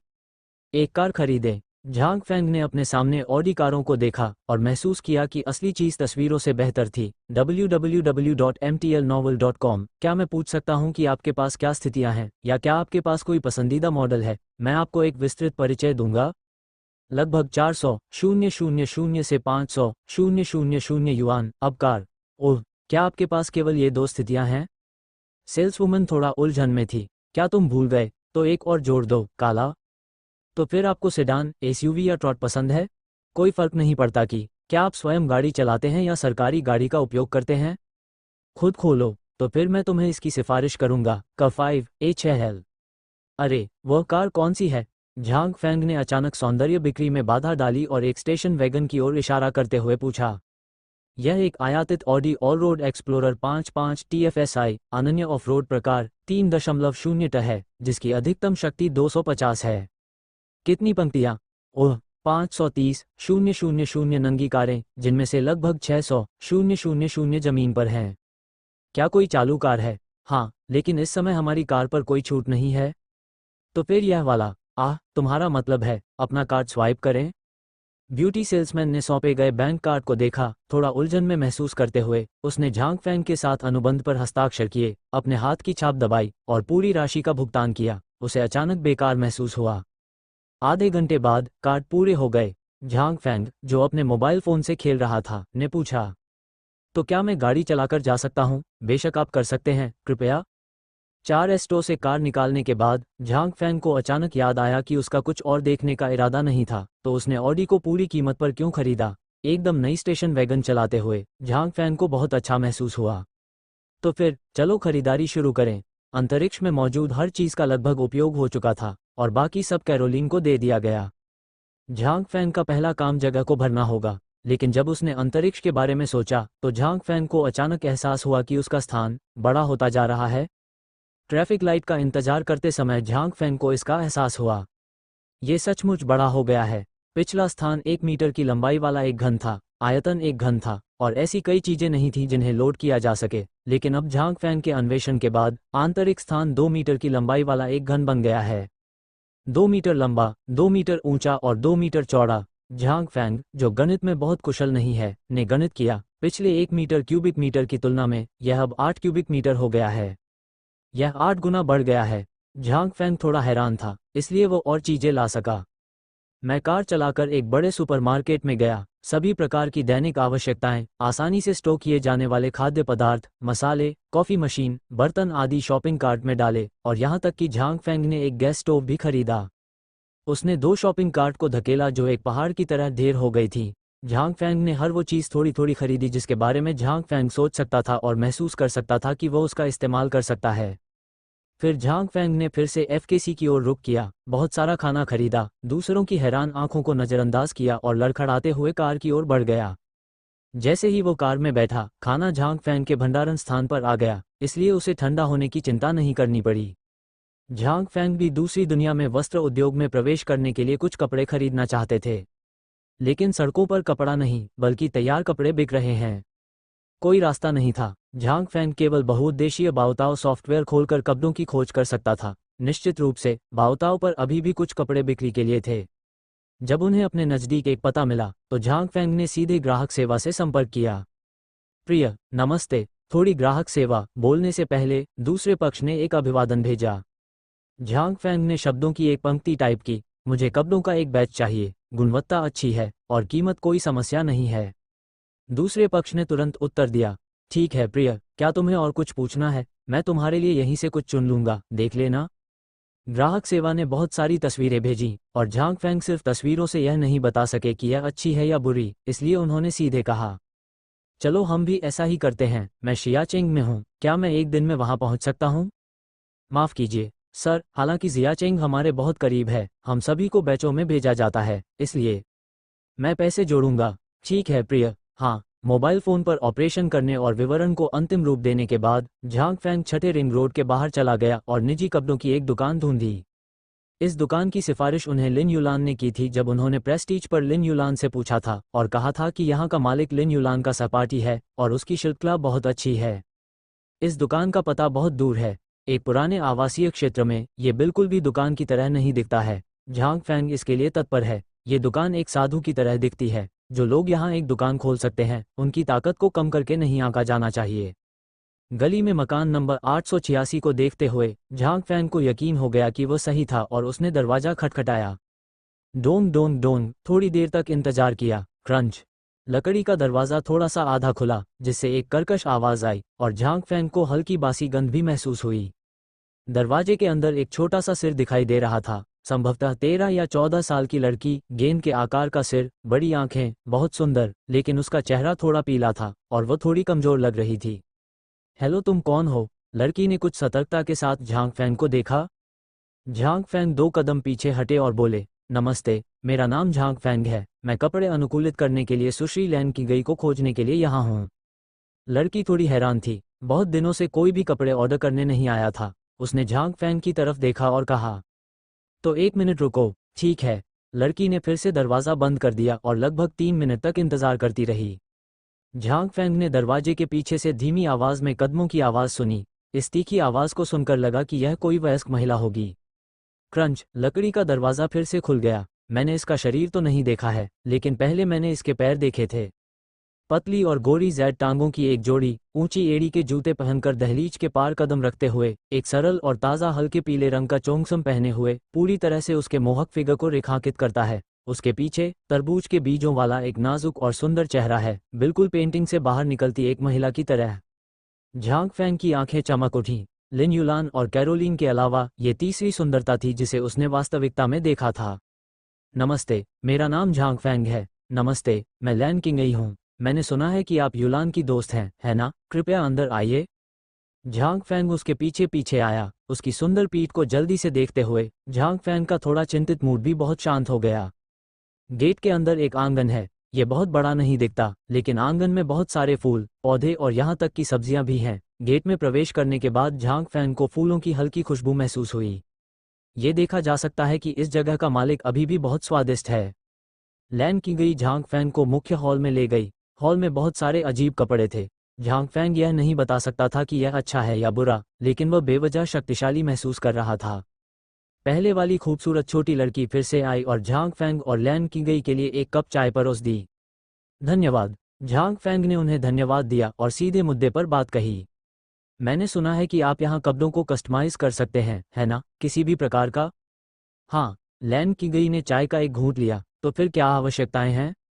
झांग फैंग की धारणा में कुछ शक्तिशाली पात्रों की हमेशा कुछ अजीब आवश्यकताएं होती हैं और उन्हें अभी भी उनसे स्पष्ट रूप से पूछना पड़ता है। बस भुगतान करो, लैन की गई ने हल्के से जवाब दिया। ओह ठीक है, तो मैं सीधे तौर पर कहूंगी, मुझे कपड़ों के कुछ सेट कस्टमाइज करने की ज़रूरत है। लुक आप पर निर्भर है। सामान्य तौर पर शैली में कुछ शास्त्रीय तत्व होने चाहिए। यह महान दिखना चाहिए, लेकिन इसमें आधुनिक कार्यक्षमता भी होनी चाहिए। उदाहरण के लिए, ये पहनने के लिए अधिक सुविधाजनक है और इसे पहनने में असुविधा नहीं होगी। और फिर महिलाओं के कुछ और सेट ऑर्डर करें। शर्तें ऊपर जैसी ही हैं। शरीर का डेटा 172 है, खांसी, और फिर मैं अंडरवियर के कुछ सेट का मिलान करूंगा। जब लैन की गई ने ये सुना तो उसने अजीब तरीके से पूछा, क्या आप COS पोशाक हैं? आप ऐसा सोच सकते हैं, लेकिन आपको केवल दिखावट पर ही ध्यान नहीं देना चाहिए, बल्कि इसका व्यवहारिक मूल्य भी होना चाहिए। आप इसे इस तरह से डिज़ाइन कर सकते हैं कि मैं इसे हर दिन पहनूं। हालांकि झांग फैंग का अनुरोध थोड़ा अजीब है। एक डिजाइनर के रूप में आपने पहले कभी ऐसा कौन सा अजीब अनुरोध नहीं देखा है? ठीक है, पहले इसका साइज नाप लें। लैन की गई ने इशारा किया और उसके बगल में बैठी छोटी लड़की ने जल्दी से एक मापने वाला टेप निकाला। झांग फैंग उठ गया। लैन की गई ने उसे मापा। छोटी लड़की रिकॉर्डिंग कर रही थी। ये पहली बार है जब झांग फैंग ने दर्जी द्वारा तैयार कपड़े बनाए हैं और यह काफ़ी दिलचस्प भी लगता है। हालांकि लैन की गई को उसके शरीर पर चुपचाप इशारा करते हुए देखकर माहौल थोड़ा अजीब था। झांग फैंग ने कुछ कहने के लिए पहल की। आपकी दुकान का स्थान बहुत अच्छा है। www.mtlnovel.com, क्लाउड विंडो और मून अकाउंट, पक्षियों और फूलों की आवाज़। सस्ता, लैन की गई ने बिना सिर उठाए कहा। क्या? झांग फैंग को इसका मतलब समझ में नहीं आया। छठी रिंग रोड से आगे किराया सस्ता है। झांग फैंग को अचानक लगा कि लैन की गई को दुनिया में आतिशबाजी की छवि का पता नहीं है और यह उसके दिल में टूट गया। डेटा मापने के बाद लैन की गई ने कहा, आपकी यह पोशाक बहुत अच्छी है, लेकिन आपने जिस महिला का उल्लेख किया है, चूंकि मैंने इसे स्वयं नहीं मापा है, सारा डेटा वही है जो आपने कहा है। कपड़े समाप्त होने के बाद त्रुटियां हो सकती हैं, फिर भी मैं उसे व्यक्तिगत रूप से यहाँ एक यात्रा पर आने की सलाह देता हूँ। सब ठीक है, वो अच्छी हालत में है, वह ठीक हो जाएगी। कैरोलीन को यहाँ बुलाना स्पष्ट रूप से असंभव है, इसे केवल थोड़ा सा ही किया जा सकता है। लेकिन अगर कोई अंतर है भी तो वह बहुत बड़ा नहीं होगा। आखिरकार ये दर्जी द्वारा बनाया गया है। अगर यह कोई बड़ी बात है तो अगली बार जब आप वापस आएंगे तो झांग फैंग इसे बदलने के लिए ले आएगा। वैसे इसे अनुकूलित करने में कितना समय लगता है? झांग फैंग लगभग भूल ही गए थे कि अनुकूलन में समय लगता है और यह छोटा नहीं लगता। लगभग 15 से 20 दिन। आह, ये तो बहुत लंबा है। झांग फैंग इतना लंबा इंतजार नहीं करना चाहता था। उसने शांत चेहरे से लैन की गई को देखा और अचानक पूछा, मैं पैसे जोड़ूंगा। कितना? लैन की गई, जिसने कभी अपना भाव नहीं बदला था, ने अपनी पलकें उठाईं। मुझे परसों इसकी जरूरत है, बताओ कितना? लैन की गई के होंठ चुपचाप हिल रहे थे, जैसे कि कुछ गणना कर रही हो। झांग लुओ ने थोड़ी देर इंतजार किया, केवल उसे अनिश्चित रूप से कहते हुए सुनने के लिए। 3 नहीं, 2 बार। एक सौदा करते हैं। झांग फैंग को देखते हुए, जो खुशी से सहमत थे, लैन की गई अचानक चुप हो गई। लैन की गई के साथ संपर्क जानकारी का आदान प्रदान करने के बाद झांग फैंग वहां से चला गया।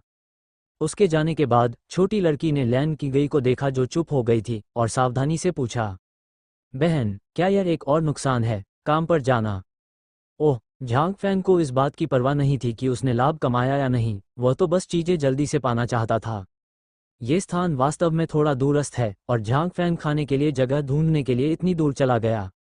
दोपहर को घर आए झांग फैंग ने लिन युलान को फोन करके बताया कि उनकी कार खरीद ली गई है। लिन युलान व्यक्तिगत रूप से आई और वो थोड़ी आश्चर्यचकित हुई। ठीक है, मैंने एक क्रॉक ट्रक खरीदा है। क्या तुम अक्सर बाहर जाने की योजना बना रहे हो? मुझे नहीं लगता कि मैं बहुत बार बाहर जाता हूँ। कभी कभी मुझे अभी भी इस तरह की स्टेशन वैगन पसंद आती है, इसलिए मैंने इसे खरीद लिया। झांग फैंग ने कंधे उचका दिए। ठीक है, आप पहले अस्थायी कार्ड का उपयोग कर सकते हैं। मैं इसे संचालित करने के लिए अपने पिता के नाम का उपयोग करूंगा और कुछ दिनों में आपको संपूर्ण संकेतक दे दूंगा। लिन युलान ने खुशी से कहा, यह बात तुम्हें सचमुच परेशान कर रही है? झांग फैंग ने जल्दी से उसे धन्यवाद दिया और फिर जियांग लिन युलान से पूछा जैसे कि उसने कुछ सोचा हो, क्या आपके पास बाद में समय है? क्या आप मेरे साथ किसी जगह चलना चाहेंगे? ठीक है, वैसे भी सब ठीक है, मैं पिछले कुछ दिनों से घर पर ही रह रहा हूँ। ठीक है, चलो पहले खरीदारी करने चलें। झांग फैंग लिन युलान को किताबों की दुकान पर ले गया, कुछ बच्चों की किताबें खरीदी और फिर बहुत सारे कपड़े, मून केक आदि खरीदने चला गया। कपड़े और मून केक सभी ब्रांड नाम हैं, किताबें भी असली हैं। असली संस्करणों का समर्थन करना मुझसे शुरू होता है। कुल मिलाकर झांग फैंग को इसकी लागत हजारों डॉलर पड़ी। आप ये हैं? लिन युलान ने शायद अनुमान लगा लिया था कि झांग फैंग क्या करने जा रहा था। आप जानते हैं, मैं बचपन से ही कल्याण डीन के साथ पला बड़ा हूँ। इतने सालों के बाद मैं ठीक से नहीं रह पाया। मैंने कल्याण ग्रह को कुछ भी नहीं भेजा। क्या मैंने हाल ही में बहुत पैसा नहीं कमाया? मैं डीन और अन्य लोगों से मिलने के लिए वापस जा रहा हूँ। झांग फैंग मुस्कुराए और अपने जीवन के अनुभव के बारे में बात करने से नहीं कतराए। लिन युलान ने सिर हिलाया और कुछ नहीं कहा। उसके जैसे किसी व्यक्ति के लिए जो बचपन से ही लापरवाह रहा है और अपने माता पिता की देखभाल का आनंद लेता है, उसके लिए झांग फैंग के आंतरिक विचारों को समझना मुश्किल है। अब ऐसा लगता है कि झांग फैंग को परवाह नहीं है, लेकिन कोई नहीं जानता कि उसके दिमाग में क्या था। इसलिए लिन युलान ने अपने घाव को छूने के डर से और कुछ नहीं कहा। 2 घंटे से ज्यादा चलने के बाद जब कार जियाचेंग से निकलने वाली थी तो एक कम आबादी वाली जगह पर झांग फैंग ने अस्थायी रूप से कार रोक दी। ये सामने है। झांग फैंग को कुछ ही दूरी पर पुराने किरदार होप वेलफेयर इंस्टीट्यूट को देखकर थोड़ा भावुक महसूस हुआ। यह वैसा ही था जैसा उसकी याद में था, लगभग अपरिवर्तित। चल दर होप वेलफेयर होम एक छोटा लेकिन लंबे समय से स्थापित कल्याण गृह है। डीन अकेले ही 3 सत्रों से गुजर चुके हैं और मुझे नहीं पता कि कितने बच्चों के बैचों को इसमें शामिल किया गया है। लेकिन मुझे नहीं पता कि ये दुर्भाग्य की वजह से है या नहीं। हालांकि अनाथालय से निकलने वाले ज्यादातर बच्चे अपना भरण पोषण खुद कर सकते हैं, लेकिन उनमें से कोई भी महान प्रतिभा नहीं बन सकता, इसलिए अनाथालय को नकारने का कोई तरीका नहीं है। अनाथालय अपनी जीविका चलाने के लिए केवल राज्य से मिलने वाली सब्सिडी और समाज के देखभाल करने वाले लोगों से मिलने वाले दान पर ही निर्भर है। Zhang Fang Audi station wagon में आया, जिसने दूर से ही अनाथालय का ध्यान अपनी ओर आकर्षित कर लिया। आखिरकार आसपास छोटे छोटे गांव हैं और यह ऑडी अनाथालय में आने की संभावना है। यहाँ एक कार है, यह अभी भी ऑडी है। इसे यहाँ एक बच्चा गोद लेने के लिए रखा गया है ना? कई वरिष्ठ स्टाफ सदस्यों ने जब कार को आते देखा तो फुसफुसाकर बात की। शायद हमारा अनाथालय बहुत पक्षपाती है। दान देने की तो बात ही छोड़िए, यहाँ तक कि गोद लिया गया व्यक्ति भी लंबे समय से नहीं आया है। मुझे उम्मीद है कि इस बार मैं कुछ दयालु लोगों से मिलूंगा। बिल्कुल, ये हमारे पास आ रहा है, पहले डीन को सूचित कर दें। झांग फैंग की कार धीरे धीरे अनाथालय के गेट तक पहुंची। कार के रुकने से पहले ही बड़ा खोखला लोहे का गेट चरमराकर खुल गया। बच्चों के एक समूह ने हलचल सुनी और तुरंत देखने के लिए बाहर आ गए। उनमें से ज्यादातर युवा थे। उन्होंने कहा कि वे देख रहे थे, लेकिन वास्तव में उन्होंने केवल दूर से ही इसे देखने की हिम्मत की। कई कर्मचारी जो 40-50 वर्ष की उम्र के लग रहे थे, दौड़कर वहां पहुंचे। झांग फैंग और लिन युलान बस से उतर गए। नमस्ते, नमस्ते। झांग फैंग ने मुस्कुराते हुए उनका अभिवादन किया। हालांकि ये कर्मचारी बूढ़े थे, लेकिन झांग फैंग एक दूसरे को नहीं जानते थे। यहाँ आने से पहले जो समूह उनकी देखभाल करता था, उसे बदल दिया जाना चाहिए। आप यहाँ गोद लेने के लिए आए हैं। एक आंटी ने झांग फैंग और लिन युलान की उम्र देखी और उन्हें लगा कि वे थोड़े छोटे हैं। उन्होंने तुरंत अपना सुर बदला और संकोच से पूछा, यदि आप कोई बच्चा गोद लेना चाहते हैं तो आपको 30 वर्ष से अधिक आयु का होना चाहिए और आपका कोई बच्चा नहीं होना चाहिए। मैं आपसे ये पूछने की स्वतंत्रता लूंगा कि आपकी आयु कितनी है। आसपास के बच्चे इन गोद लेने के नियमों को पूरी तरह से समझ नहीं पाए। वे बस झांग फैंग और लिन युलान को उम्मीद से देखते रहे। उन्हें केवल यही उम्मीद थी कि ये दो खूबसूरत बड़े भाई और बड़ी बहनें उन्हें ले जा सकें। यद्यपि वे अनाथालय में भूख से नहीं मर सकते थे, लेकिन वे हमेशा जानते थे कि बाहर जाकर ही वे जीविका चला पाएंगे। नहीं, नहीं, आपने गलत समझा। मैं यहाँ बच्चा गोद लेने नहीं आया हूँ। मैं यहाँ कुछ सामान दान करने आया हूँ। झांग फैंग ने हाथ हिलाकर कहा। ये सुनकर कि झांग फैंग यहाँ गोद लेने के लिए नहीं आया है, ये कर्मचारी थोड़े निराश हुए, लेकिन जब उन्होंने सुना कि झांग फैंग आपूर्ति दान करने आया है, तो वे तुरंत फिर से खुश हो गए। आपका स्वागत है, स्वागत है। मुझे नहीं पता कि आप दोनों को क्या कहकर बुलाऊं। कृपया पहले अंदर आ जाइए। मेरा नाम झांग फैंग है और मैं यहीं से आया हूँ। उसका नाम लिन युलान है और वह मेरी दोस्त है।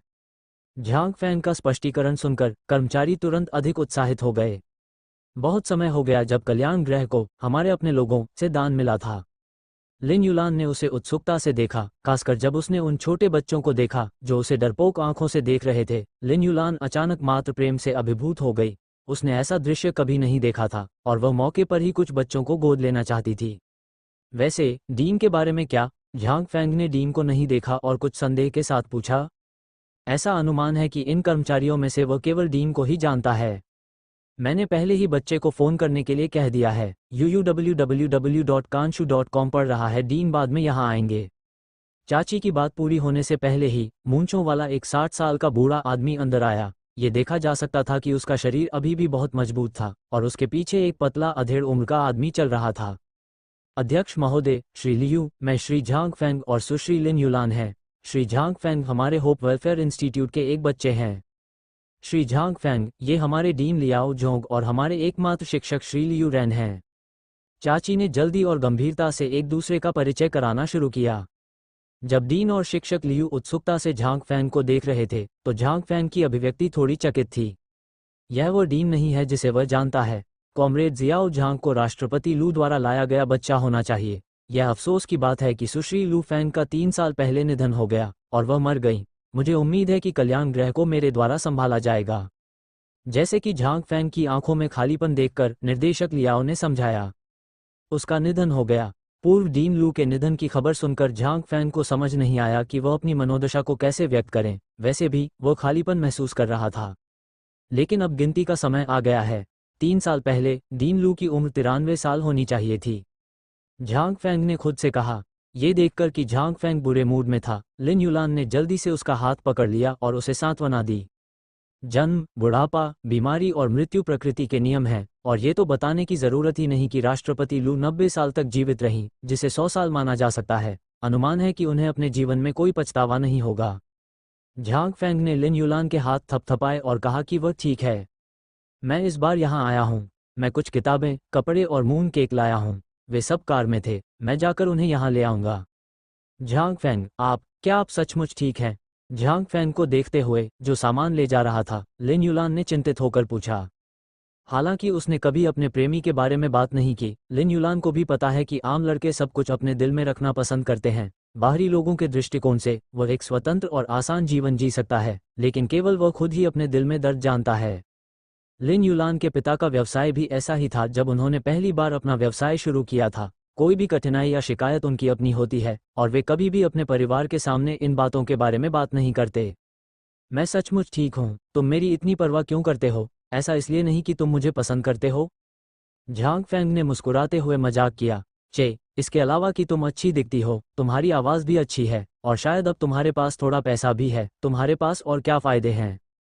लिन युलान ने स्पष्ट रूप से उसका तिरस्कार किया। हा हा। झांग फैंग उससे खुश हुआ और फिर उसे गंभीरता से समझाया। मैं वाकई ठीक हूँ। अरे, मुझे नहीं पता कि मैं अभी क्या महसूस कर रहा हूँ। वैसे भी ये खाली है। इसे हल्के से कहें तो एक भावना है कि दुनिया इसके लायक नहीं है। अरे अरे अरे, अभी तो समय भी नहीं आया। इंटरनेट ने क्लाउड को क्यों दबा दिया? झांग फैंग के पास एक काली रेखा है और वह इस खजाने पर ध्यान देने की जहमत नहीं उठाता है और चलती चीजों पर ध्यान केंद्रित करता है। झांग फैंग को लगा कि उसने ये कार खरीदकर सही किया। मूल रूप से इस तरह के स्टेशन वैगन का ट्रंक बड़ा होता है। अगर वह पीछे की तरफ मुड़ता है तो उसमें बहुत सारी चीजें रखी जा सकती हैं। कई लोग कुछ देर तक आगे बढ़ते रहे, फिर उनका चलना समाप्त हो गया। कर्मचारियों ने आपूर्ति की गिनती शुरू कर दी, जबकि झांग फैंग ने डीन लियाओ को एक तरफ खींच लिया।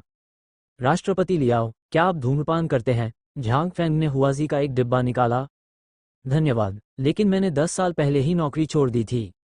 जरूर। झांग फैंग ने अंगूठा दिखाया। झांग फैंग वास्तव में दो तरह के लोगों की प्रशंसा करता है। एक तो वह जो स्पष्ट रूप से धूम्रपान करना नहीं जानता, लेकिन तथाकथित दिखावे के लिए वह बस धूम्रपान करना सीखता है, भले ही उसे दम घुटने से मौत क्यों न हो जाए। दूसरा वह है जो कई सालों से धूम्रपान करने वाला पुराना हथियार है। अगर आप कहते हैं कि छोड़ो, तो आप छोड़ सकते हैं, और आप हमेशा उस पर टिके रह सकते हैं। झांग फैंग में इन दो प्रकार के लोगों को निर्दयी लोग माना जा सकता है। चूंकि डीन लियाओ धूम्रपान नहीं करते, इसलिए झांग फैंग ने अपनी सिगरेटें रख दी। दरअसल वे भी धूम्रपान नहीं करते। उन्होंने ये हुआजी खास तौर पर तब खरीदी थी जब वे यहाँ आए थे। झांग फैंग ने राहत की सांस लेकर जीर्ण शीर्ण अनाथालय को देखा।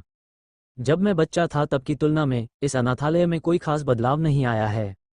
राष्ट्रपति लियाओ को पता था कि उनका क्या मतलब था, और वे कड़वी मुस्कान के साथ बोले, अरे, हम इस बारे में कुछ नहीं कर सकते। हमारा अनाथालय बहुत दूर है। राज्य की सब्सिडी के अलावा कुछ देखभाल करने वाले लोग भी हैं जो ऑनलाइन चैनलों के माध्यम से कुछ कपड़े दान करते हैं, लेकिन ये साल बेहतर रहे हैं। सड़क बन गई है और यातायात खुल गया है। कुछ बच्चे न रखने वाले जोड़े बच्चों को गोद लेने आए और रास्ते में कुछ सामान दान कर दिया, जो हमारे अनाथालय के लिए मुश्किल से पर्याप्त था। डीन लियाओ वास्तव में वर्तमान स्थिति से काफी संतुष्ट हैं। मुझे लगता है कि जब उन्होंने पहली बार अनाथालय का कार्यभार संभाला था, तो वहाँ केवल कुछ ही कर्मचारी थे। मूल रूप से एक व्यक्ति के पास कई काम थे, और सबसे महत्वपूर्ण बात यह थी कि सड़कें नहीं बनी थीं। वे सभी कीचड़ भरी सड़कें और गड्ढे थे, और सामग्री का परिवहन करना बहुत मुश्किल था। कोई भी यहाँ तक नहीं आना चाहता है, और उनके कल्याण संस्थान राज्य राहत पर निर्भर हैं। तभी झांग फैंग को समझ में आया कि क्यों उसे हमेशा ऐसा लगता था कि जिस रास्ते से वह आया था उस पर कुछ गड़बड़ है। पता चला कि सड़क की मरम्मत की जा रही थी। तो फिर ऐसे बहुत से बच्चे होंगे जो पहले भी अनाथालय छोड़ चुके होंगे, है ना? उन्होंने उनका समर्थन नहीं किया? झांग फैंग ने संदेह से पूछा। हाल के वर्षों में झांग फैंग कभी भी किसी कल्याणकारी संस्था में नहीं गए, सिवाय इसके कि जब उन्हें विश्वविद्यालय में दाखिला मिला था। लेकिन वे हर साल गुमनाम रूप से कुछ न कुछ दान करते हैं। हालांकि ये चीज़ें बहुत कीमती नहीं हैं, लेकिन यह उनकी वहन करने की सीमा है। यहाँ तक कि उनके जैसा गरीब आदमी भी उनका समर्थन करेगा, लेकिन अन्य लोगों के पास कोई कारण नहीं होगा। अरे, इस तरह की बातें तो बहुत लंबी कहानी है। निर्देशक लियाओ ने आह भरते हुए आगे कहा, ईमानदारी से कहूं तो जिन बच्चों को बचपन से ही बेहतरीन शिक्षा मिली है, उनकी तुलना में अनाथालय से निकलने वाले बच्चे दृष्टि और ज्ञान के मामले में बहुत कमज़ोर होते हैं। वे खुद का भरण पोषण करने में सक्षम हो सकते हैं, लेकिन वे अनाथालय की मदद नहीं कर सकते। जहाँ तक गोद लिए गए बच्चों की बात है, आमतौर पर गोद लिए गए बच्चे बहुत छोटे होते हैं और उन्हें अनाथालय से जुड़ाव का एहसास नहीं होता। जब वे बड़े हो जाते हैं तो वे अनाथालय के बारे में भूल सकते हैं, और मुझे यकीन नहीं है। झांग फैंग ने कुछ देर सोचा, और डीन लियाओ ने जो कहा वो सही है। क्या वह खुद भी ऐसा ही नहीं है? अच्छी त्वचा के साथ पैदा होने के अलावा वह केवल इतना ही कह सकता है कि वह काम के अन्य पहलुओं में औसत स्तर पर है। अब उसे आज्ञाकारी होकर काम पर वापस जाना होगा। डीन लियाओ के मुंह से बेबसी सुनकर झांग फैंग ने उस दृश्य को देखा जहां लिन युलान और बच्चे कुछ ही दूरी पर आपस में मिल रहे थे, और धीरे से कहा, ठीक है, मैं अनाथालय के बुनियादी ढांचे को बेहतर बनाने के लिए अनाथालय को 10 लाख का दान दूंगा। हमारे पुराने फर्नीचर का इस्तेमाल दशकों से किया जा रहा है, और अब इसे नए से बदलने का समय आ गया है। और फिर हम और शिक्षकों की भर्ती करेंगे। एक शिक्षक निश्चित रूप से पर्याप्त नहीं है। अगर पैसा बचता है तो देखते हैं कि क्या हम एक इमारत बना सकते हैं। अगर नहीं पर्याप्त। झांग फैंग की बात पूरी होने से पहले ही डीन लियाओ ने उसे उत्तेजित होकर टोक दिया। उसने अपना सिर घुमाया और देखा कि डीन लियाओ की आंखें थोड़ी लाल थीं। अगर 10 लाख का फंड होगा तो अनाथालय का नया रूप जरूर होगा। लेकिन मिस्टर झांग, क्या आप वाकई इतना दान करना चाहते हैं? 10 लाख? आपकी उम्र क्या है? अगर आप कुछ पैसे भी कमा लेते हैं तो ये 10 लाख आपके लिए बहुत मायने रखेगा। बहुत कुछ होना चाहिए।